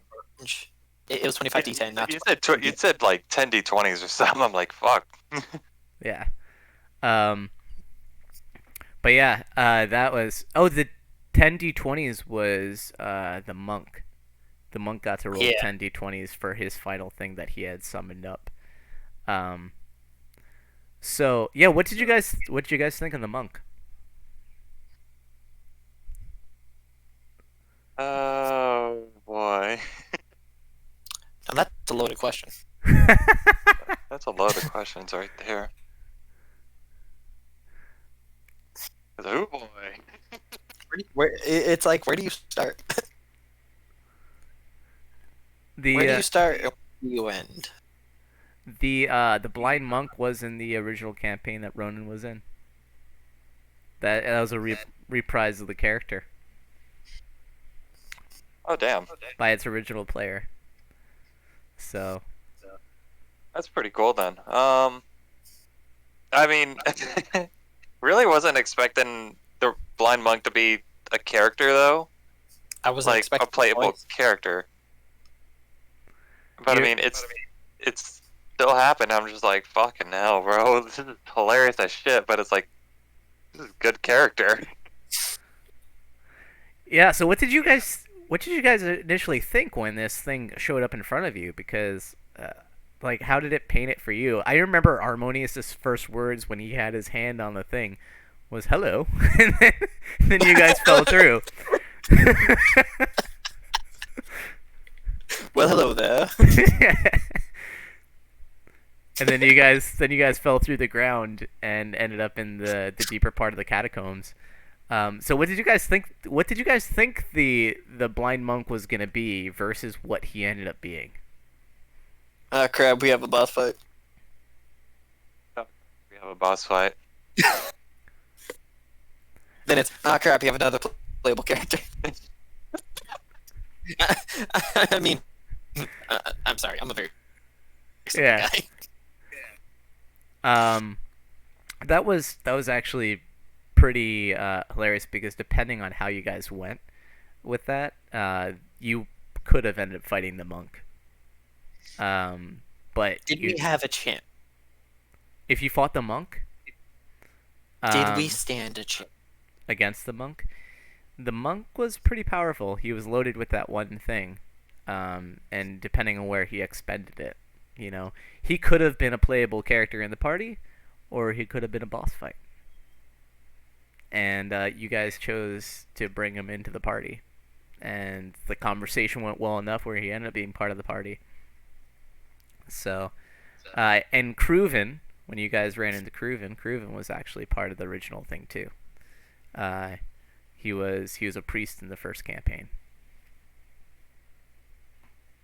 I also thought it was funny that we completely reset the conversation in character with the monk, because it's like we had this full conversation with the monk, then we just in character we're like, okay, let's start over.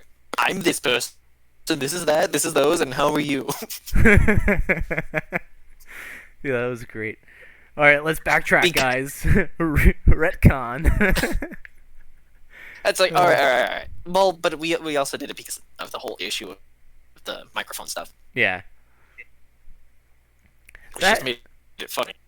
that was Okay. actually really cool too. I got the DM with those two in the same room, during that one session where they both were in it. So that was fun. Yeah. What did you guys think of the recurring characters? Because there was the two characters that definitely came back more than once, Sephiroth and Kermagus. You already said that you had a soft place for Kermagus, Harmonious. What did you think of Kermagus? You actually helped out Sephiroth, which was really cool. Yeah. Because like I know Sephiroth, Sephiroth and Sephiroth, names that you've heard, and now it's like, great, I'm only saying Sephiroth because One Wing Angel, baby. Yeah. Literally, like, I thought he was a really cool character. You know, despite just like being being more normal and just being the mayor of the town and all that. I still thought he was a cool character to me. Yeah, somehow I feel like it was a little bit similar to Crunch in some way. Yeah, he was like the wise man that was really old, you know. He didn't really care about his appearance very much, but he was like trying to put order into town, you know, and create some kind of order. So in the end, because we've been running this now for a little bit, is there any last things that you guys would want to say about the side quest edition? Any last questions that you would like to ask? This was your first time DMing, no? Yeah. First time ever. How did you feel DMing this? Huh? How did you feel? Yeah, how did you feel when DMing this? To be honest, I think that battles are really fucking hard. I really enjoyed telling the story though. The last episode was 5 hours of battles. I wish that it had more story to it.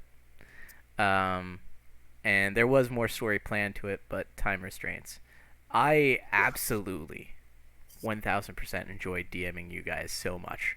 It was a really fun experience. It took a little bit of my improvisation background and it combined it with my storytelling kind of background, and it was a very enjoyable experience for me. You know, especially seeing, like, being a part of that and seeing how you guys grow and the different challenges and the different things that you guys come up with that are unexpected. I loved that.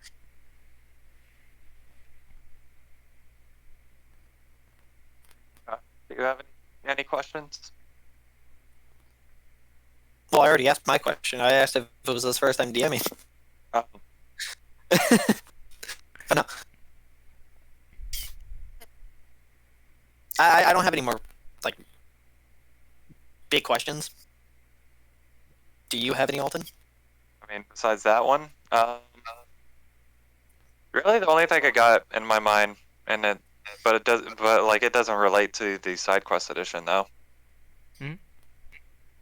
Just well, actually no. Let me take that back. If we ever need to do another side quest edition, you think Rona will be summoned up for it? I don't know. It depends on where Ronan's story goes, because as I mentioned before, we may have experienced the end of it. Like that very well could have been Ronan's goodbye to his friends. So if he's, and remember, earlier in the thing, in order to save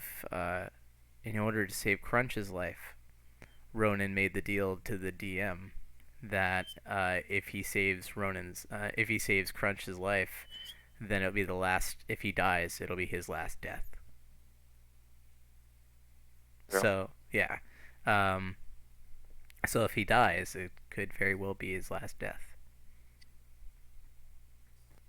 Now you know what an ending truly is, no? What? Another beginning. Another beginning.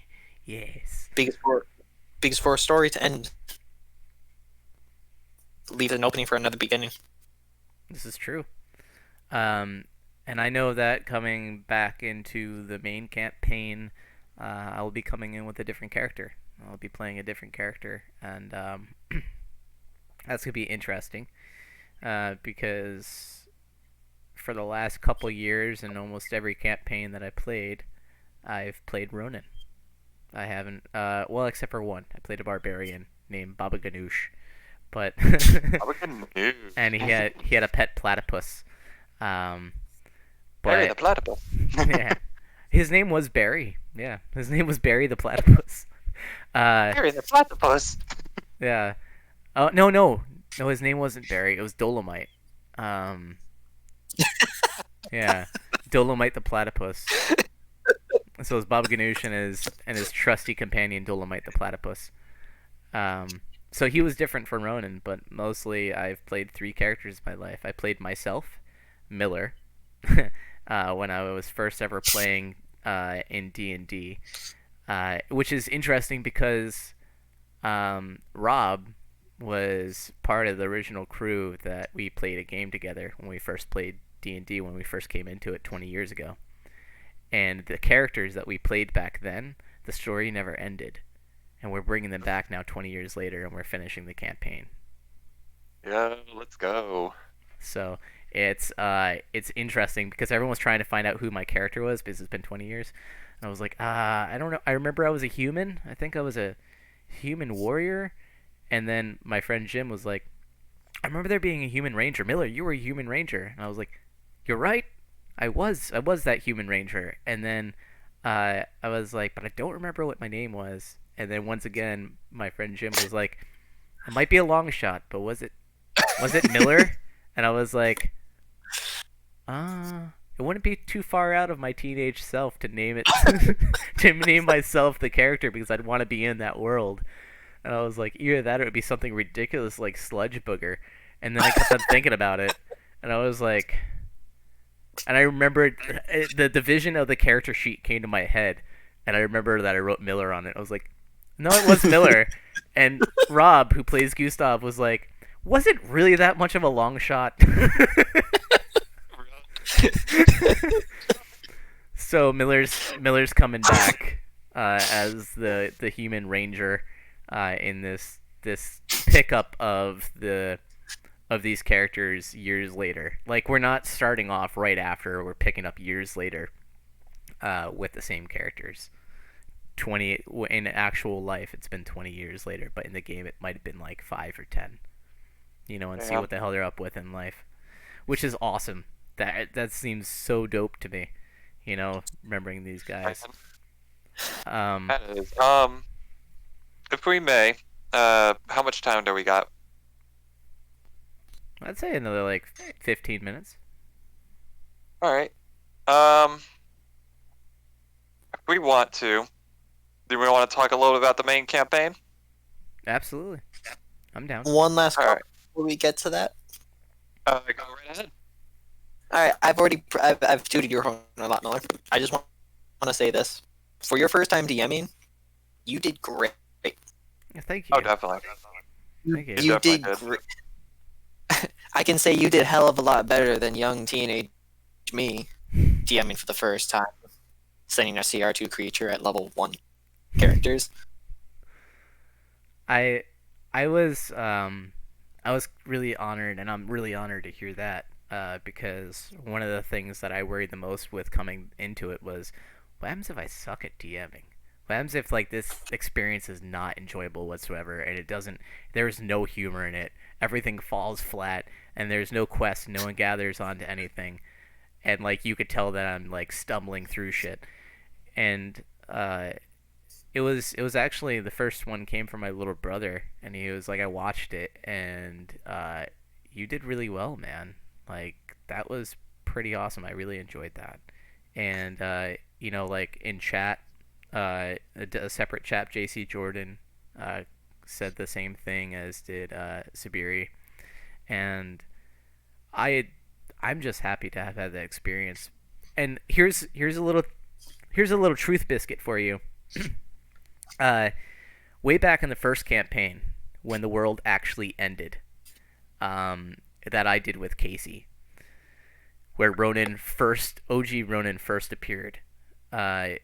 We wanted to do another D&D campaign, and because everyone died and Ronan was hyper aware of the DM sphere, uh, Ronan was gonna step into the DM sphere and DM, and it's just that everything kind of petered off, and the world was gonna be a lot different than this one that was created, but it would have been Ronan DMing, and so now 5 years later, that came to fruition, and so it's been a dream of mine to DM as like Ronan, and the way that I saw it is slightly different than I saw it back then, which was like Ronan Buttfoot took over Ryan Miller's body and was using Ryan Miller's body instead of Ryan Miller taking over Ronan's body and using Ronan.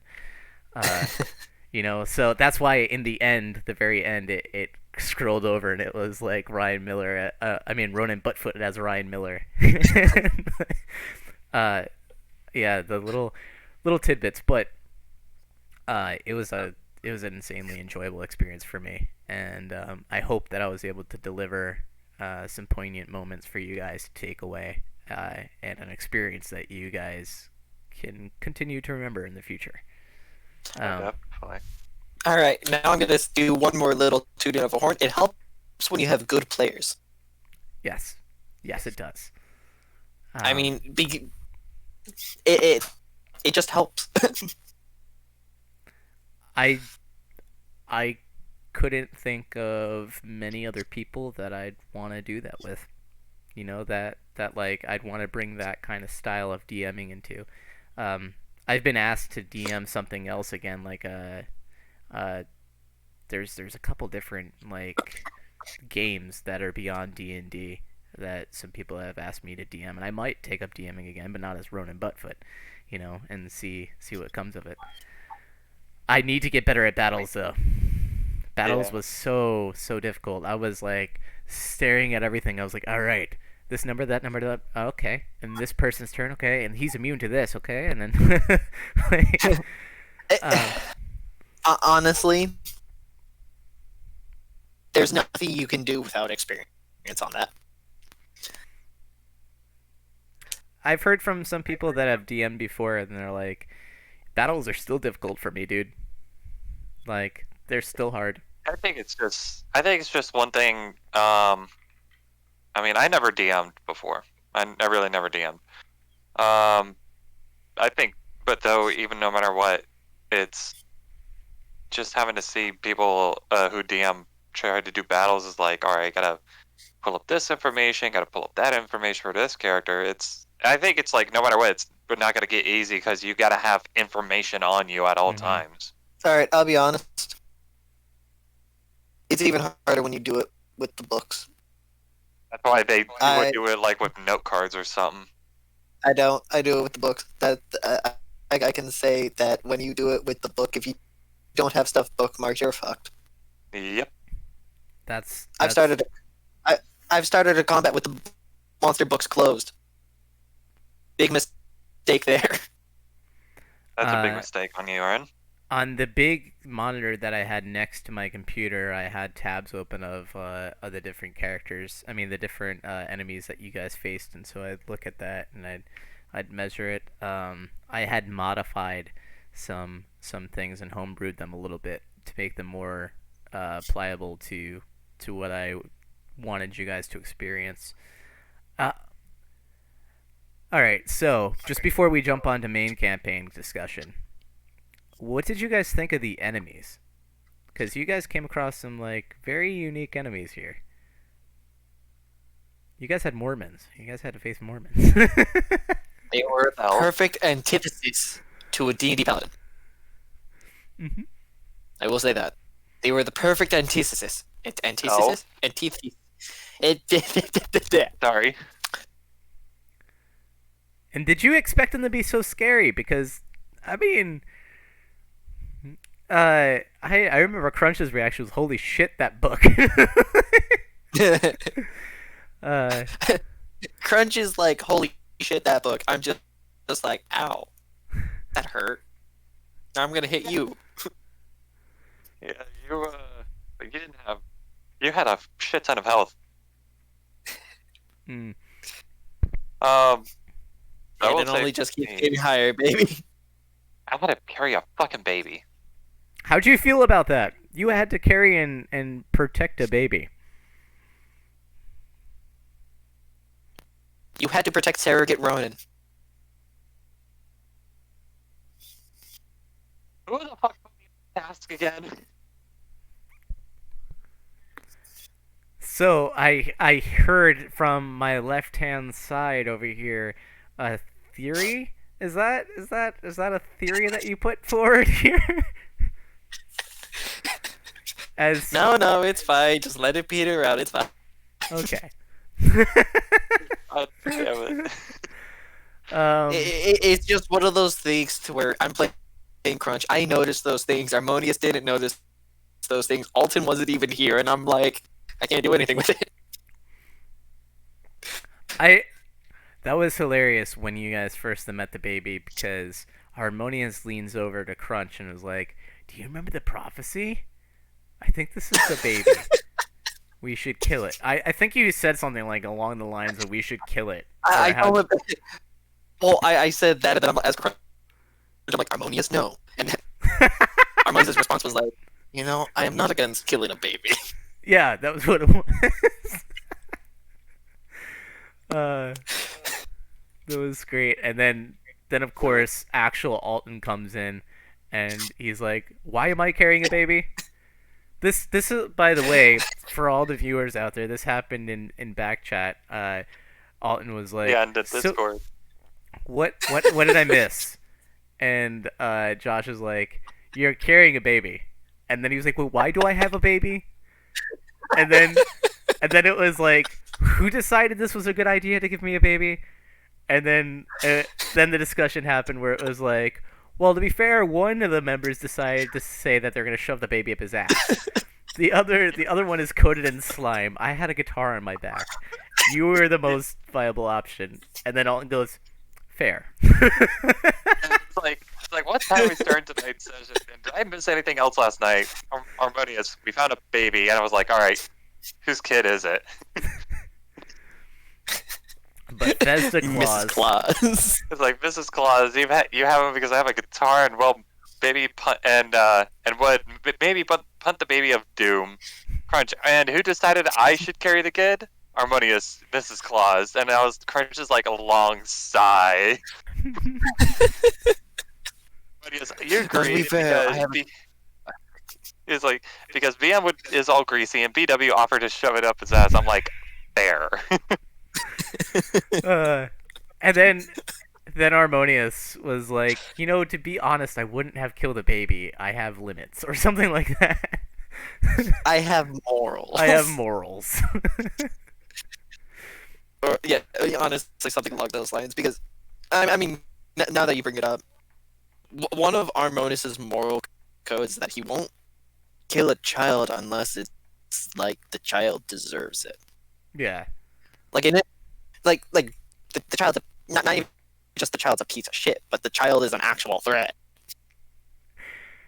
And then It's a baby with a doom prophecy. It's like I can't do anything. It didn't do anything.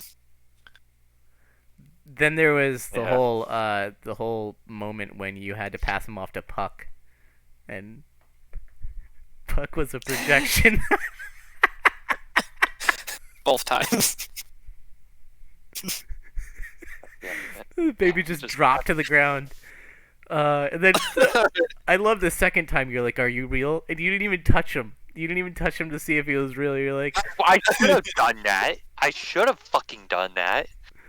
But I'm like, all right, Okay, I'll well- take his word for it. Nope. I'm like, God. Are Okay, you- the third time, if he decided to pull that shit, I was gonna smite him to test it. "Yeah, are you real?" And then he's like, "Yeah, of course I'm real." Hands it over, drops. "Oh, I had to do it. Sorry." And flies out, takes the baby, and disappears with it. Man, that At least was. it was like at least it was on like soft grass ground, instead of just fucking It was muddy. whatever. The baby It ended was muddy as shit. Yeah, it was mud, so it probably made a noise. At least it wasn't like hard fucking tile. How did you guys feel? I know that Alton, you only got to really experience the ending through kind of SmartNotes version, but how did you guys feel about the ending? How did the ending hit for you? Oh fuck, Harmonious is possessed. We're fucked. We're talking about the ending. Ending. Honestly, that was really heartfelt for it, in my opinion. Because it's like it was goodbye, and we experience a whole world that Ronan made. So, it's like a good heartfelt ending right there. Ronan, actually, when he walked out, and he put the dunce hat on on Yogg-Saron. He was like, "Well, this is a little too serious." Put the dunce hat on him, and he was like, "But this is what I saw, and just I hope that it doesn't end up like this." And he talked to you guys and everything, and then he essentially said goodbye, and to kick its ass if it comes again. Oh, And definitely. make sure that it doesn't destroy another world. Um, but I wish I was a little bit more awake, then I would have actually roleplayed a little bit more as both characters. Like in that ending section. yeah, But I was to the point of passing out in my chair.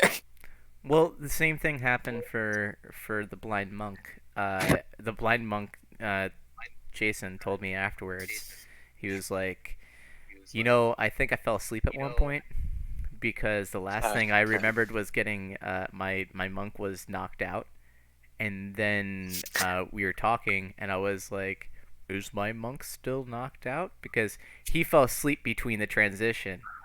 The last thing he remembered was the projection of his monk being thrown at Yogg-Saron, taking a chunk out of Yogg-Saron's face because these other members picked him up, shoved him full of like explosives, and threw him at him, which actually happened in the real campaign, by the way. That was literally the blind monk's last moment. Was like he died on the field, and then everyone like I think it was. Grundle Hammerwench, the dwarf, was like, "Let's throw explosives in him and make him supercharged and throw him at fucking Yogg-Saron." So they picked him up and they threw the blind monk at Yogg-Saron and blew like a chunk out of Yogg-Saron's face. And that so he remembered that, and he thought he was still in the battle, and then he fell asleep and he woke up, and that's why he was like, "Am I still unconscious?" And he told me, he was like, "Dude, I wish I said more to Ronan. I would have said more to Ronan if I knew I wasn't passed out still." Because I fell asleep. Because to be fair, the session ended at like 4:30 in the morning here. 1:30 I think for Josh on the West Coast. And I had a full work day before it. Yeah. And so you didn't miss much except for the battle. Funny because I woke up like part of the night because I left at what, like close to midnight. It was like 11:30, yeah.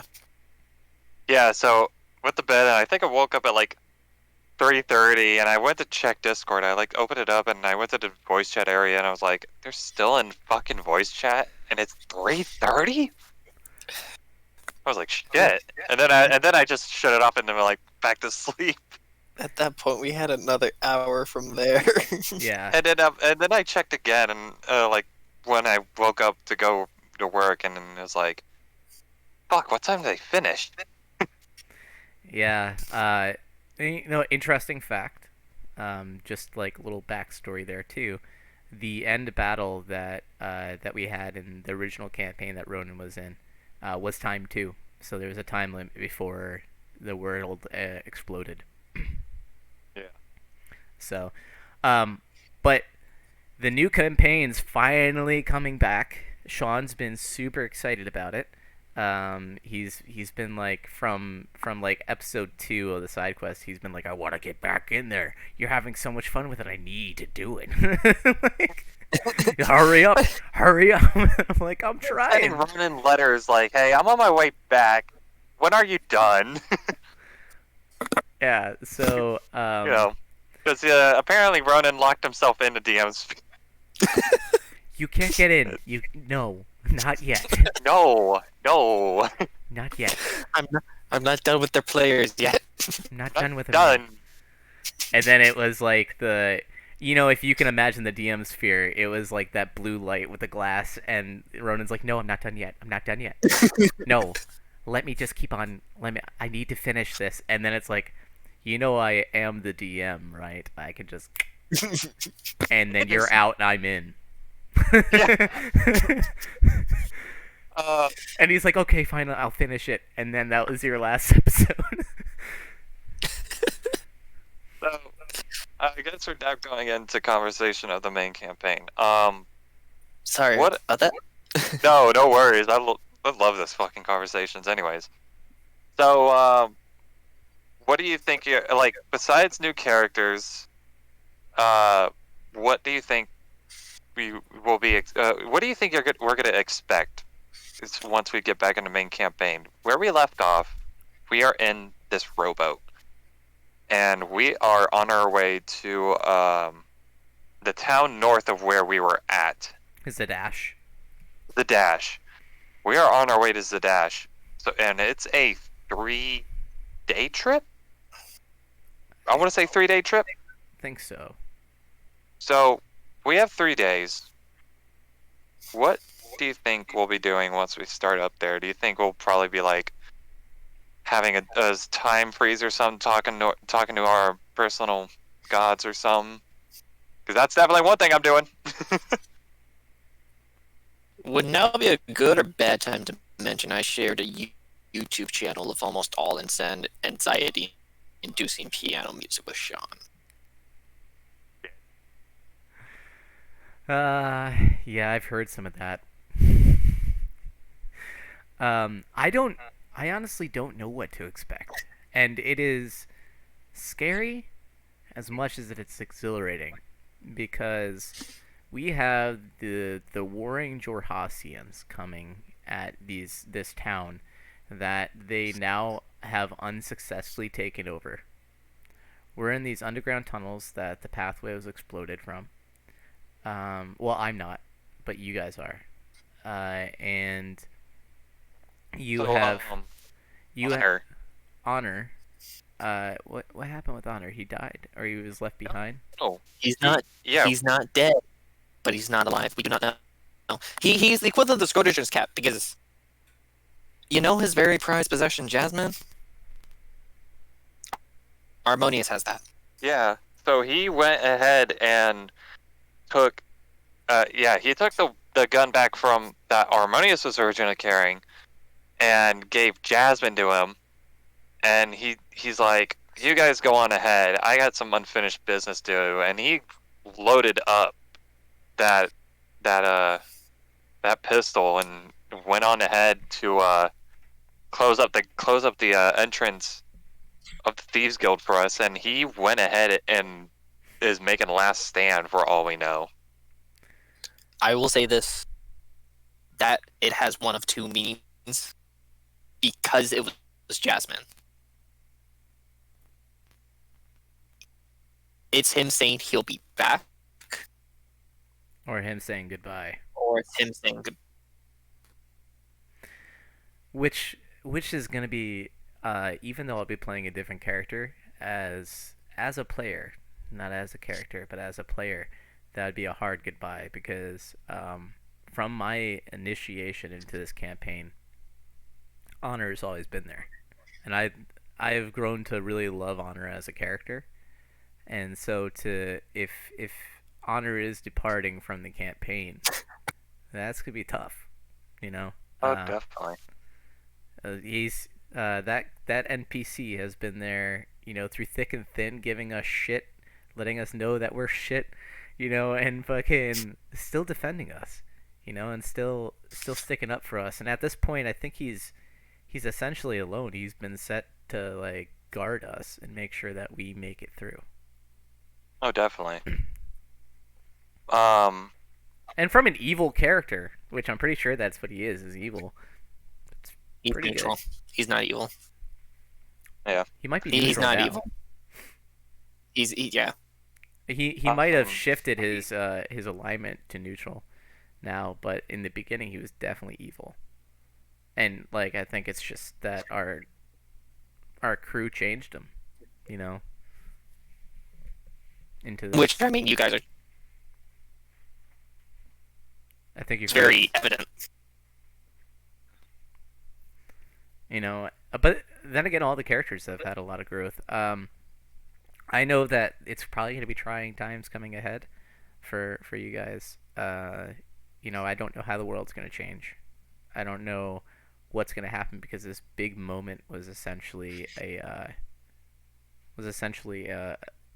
changing, a turning point, or it felt like one thing's for sure is because when we last left off too, we were having a short discussion. What is our next plan of action?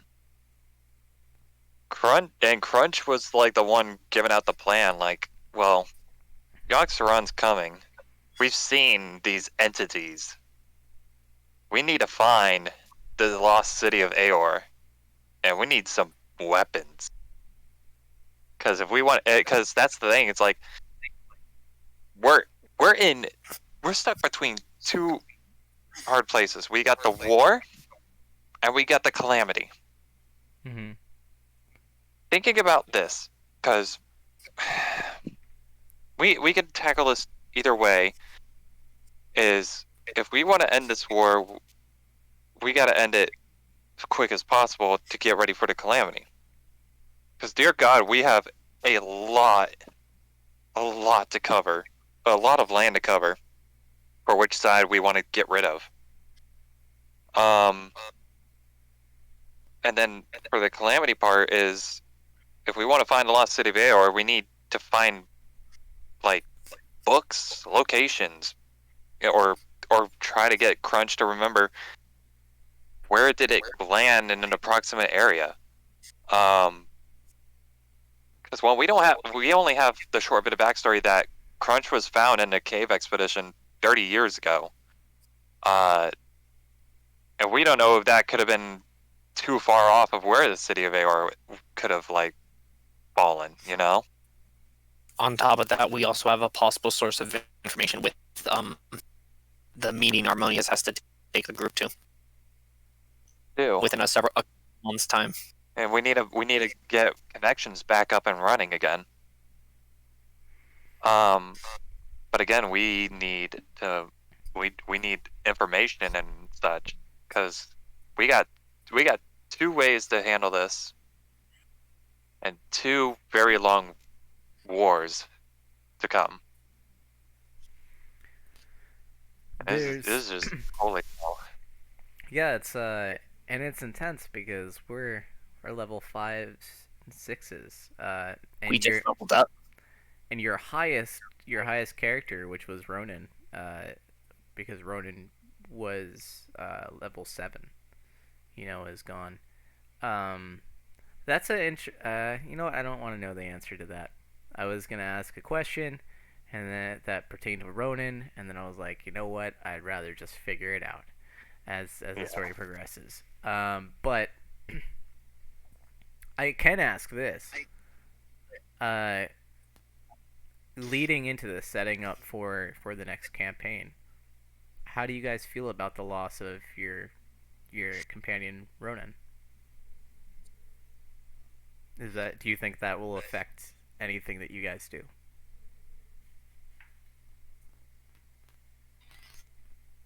I can't answer that one at the moment.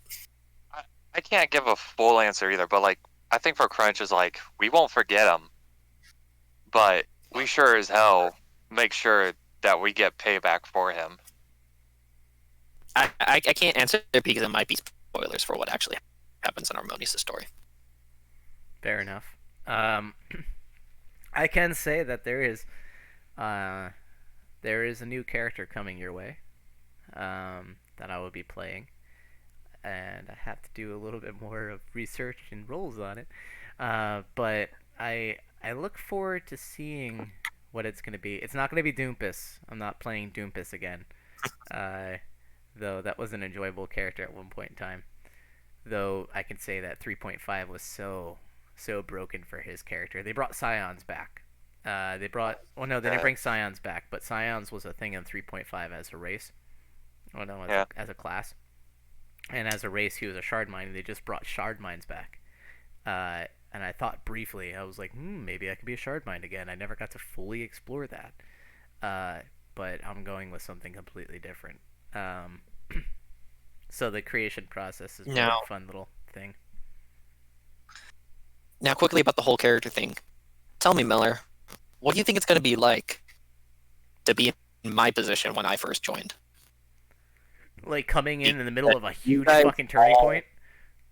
Because you all... yes. with a little bit more information than what I had. it's gonna be interesting to say the least to see how if this character is even accepted because like we can harken back to Initish.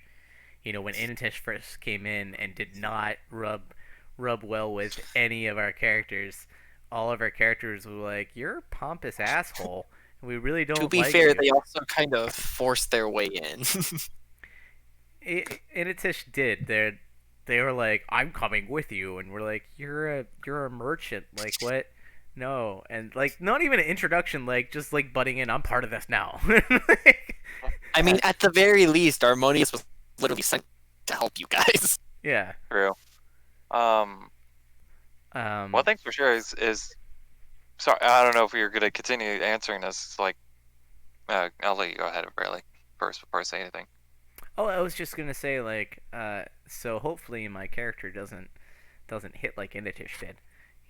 Hopefully my character is accepted by the group and they're all like, come along if you feel like happiness without a roof. Yeah. One thing's for sure is, Crunch is. I plan on. I told Sean this. I'm like, Sean, I plan on having Crunch pray to Devla. So get ready for this fucking conversation.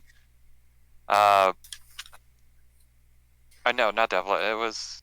Yeah, wait, it was Devla. Devla, right? That. Mhm. Yeah. I can't Gosh, wait till what do I you- can actually talk about her. I I can't know. wait. I was Because gonna I say have- because Devla is the sister for your goddess, right? She is Glacia's half sister, daughter of the Glacius. Raven Queen. Yeah. So, do you think this will make a change in like character bond wise? It will not change how Harmonious treats you. Because I mean, okay. One thing to bear in mind: Harmonious's whole oath, he took it so that he could have all the freedom he wanted. He doesn't. He honestly doesn't care who you worship. But I mean, you also remember how that Harmonious got so pissed off when she's the one who answered the call that he started laughing. He started laughing maniacally. But that was also a very heated situation. He's not going to hold that against Crunch. That's just... It's his choice. I'm definitely just looking forward to see like what will happen with Crunch now believing in a god and or a goddess. Because as it says, Warforges don't believe in gods. So this is change. like I said, our last campaign and the main campaign definitely was the end of an arc. And so like you brought this up during our discussion about the side quest edition. You're like, at the end is a new beginning. And we hit an end at our last campaign. That was just definitely an end. Last section. Yeah, because we had this culmination of this war was actually coming to this town, and we evacuated this town. Then whatever's on the opposite end of that 3-day journey is a new horizon. We don't know what it holds in store. I don't know how hard the Jorhasian army is raging. I don't know if Nidria has ordered any orders after that. I don't even know if Nidria is going to honor the whole thing that Ronan put between her of allowing safe passage. And those what are those things called? The things that came up with the tentacles. Deacons. And the deacons are already in the world, and they were a part of the Yogg-Saron thing. So I can say I think that the world that that we're all gonna merge into tomorrow is going to be a vastly different world than we remembered. Same locations, vastly different world, and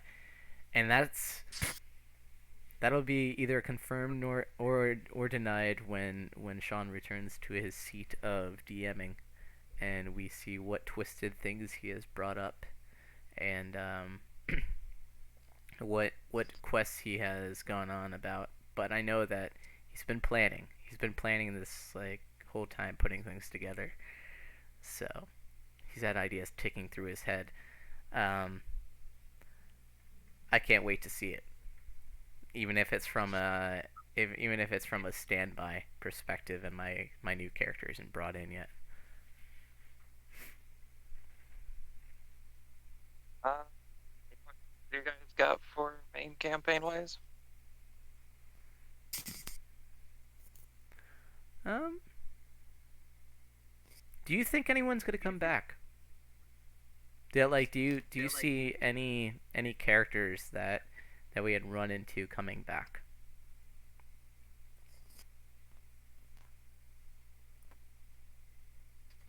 Aside from the obvious Glacia, mm,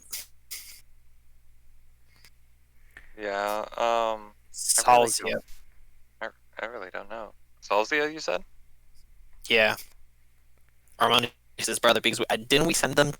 Didn't we send him to Zadash? Yeah, he went. We let him leave first, with everyone else, and told him we would meet him in Zadash. Um, that guy that Ronan convinced to make an ice cream shop should be in Zadash, I think. Who knows if he'll set up an ice cream shop? The Fletcher. Yeah.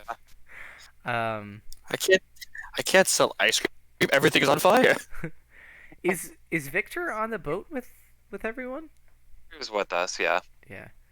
So, I wonder if that's going to paint a new beginning for Victor, because besides the main characters, like the playable characters, this seems to mark an arc for the NPCs too, because the Thieves Guild is kind of is abandoned, and it seems like it's coming to a new form where they have to stand with you guys in order to survive against this war. So I don't think there's really sides anymore, like subsets of sides. I think it's either like kill or be killed. Pretty much what's going on right now. Yeah. That's why I said we got two problems we're coming across, and that's trying to end a war and trying to prepare for a calamity. Mm-hmm. When you well, when you actually think about it, you actually have each different subset. Well, okay, almost all subsets represented within our group. We're to say, even though I'm a paladin, Harmonious represents the the cultists, with the fact that his deity is an archfiend. Not just any archfiend, but the daughter of Satan himself. But then you have Grunge, which would represent the not just the Warforged, but the actual scholars, because he's a phenomenon that most people haven't seen in hundreds upon hundreds of years. Gustav represents, well, it's going to seem very race-oriented, but the Dwarven people. And not just that, the more equalistic ones. The ones who can see when it's someone's time and when it isn't. Being a follower of the Raven Queen. I think he's a follower of the Raven Queen. yeah, I think he is too. And not anymore, but Roman represented the Thieves Guilds. And we were all brought together, all four of us were pretty much brought together by the black market. Mm-hmm. All united against two common enemies. That's an interesting question too. Do you think that you guys will see Ronan again? We don't know. We really don't know. I mean, hell, I've had thought because I've had thought if we see Ronan again, we don't know if he's been tortured and and Nidria turned him evil characters spellcasting wise, Like, I don't know if we'll see Ronan again or not. I mean, I already brought up the whole new level of post-traumatic stress disorder.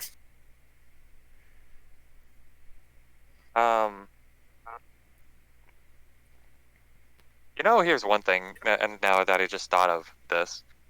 If we were to find the Lost City Aeor, and it's probably covered by a fucking mountain, that is going to be a big fucking dungeon crawl. I hope that it is. I will enjoy that so much. If we want to get that city flying again, that'd be amazing. God damn it, And if that wasn't an idea, you could bet your ass if Sean watches it, it's gonna become an idea. Just saying. On, you better be fucking watching this. He's watching God, that Critical would be Role. so much. Damn it! Traitor. And he calls Yeah, us he called traitors. me a traitor. Yeah, he's watching the 7-hour session that's gonna end at 5 a.m. Well, tell Traitor. him to watch the ending portion of this. Watch the end. You might get ideas. Wink, wink. Nudge, nudge. Shotgun blast. Hobo with a shotgun. Hobo with a shotgun. Artificer with a shotgun. God damn it! I Jordan already with shotgun. came up with an idea for a character, and as soon as I said hobo with a shotgun, I was like, I could have been a gunslinger hobo. I could have been a gunslinger hobo. Any any following questions to wrap this up with? Any interesting things that we want to say? I will say pickles, because why not? Pickles. I will say vengeance might be on the horizon. With pickles. I'm gonna pickle I'll that say two. vengeance. What? I'll say two things real quick. One, let there be blood. Nah. But honestly, looking forward to future campaign. The second thing, to all viewers out there, I know our schedule hasn't been very well up to date, especially we haven't kept up to date of announcements. We will try to keep that a lot better, at least. Hopefully, because I'm planning on getting to another job, and I don't know if that'll fuck up my times. But as I said, we're gonna try our best with the scheduling and keeping you up to date. But we do appreciate at least continuing watching our series, and especially with how this is going, man. Yeah, I also want to extend that thank you to all our viewers out there that followed us through main campaign, followed us through the absurdity that was the side quest, and I want to thank all the players that got to do it. And I want to thank Shade for allowing me to do it, because that is an insane thing to be like, my campaign, I'm going to step back for a little bit and I'm going to let you take these characters into a new direction for a little bit before I step back in. And that's awesome. So thanks for the adventure. Thanks for the ride. And if Ronan is not seen anymore, it was great being Ronan for you guys. And we hope that you'll join us tomorrow for the return of main campaign and blow a load at the new shit. Alright. Until then, this has been Rolling With It. I'm your host, Ryan Miller. This is Josh and Alton, Crunch and Harmonious. And we are going to be signing out. You will see the rabbit hole in a little bit because I don't have another monitor. And so, boom. This is our Discord. You can't see this. Boom. It's Evil Things. Here's the rabbit hole. And now you will see that this stream is about to stop.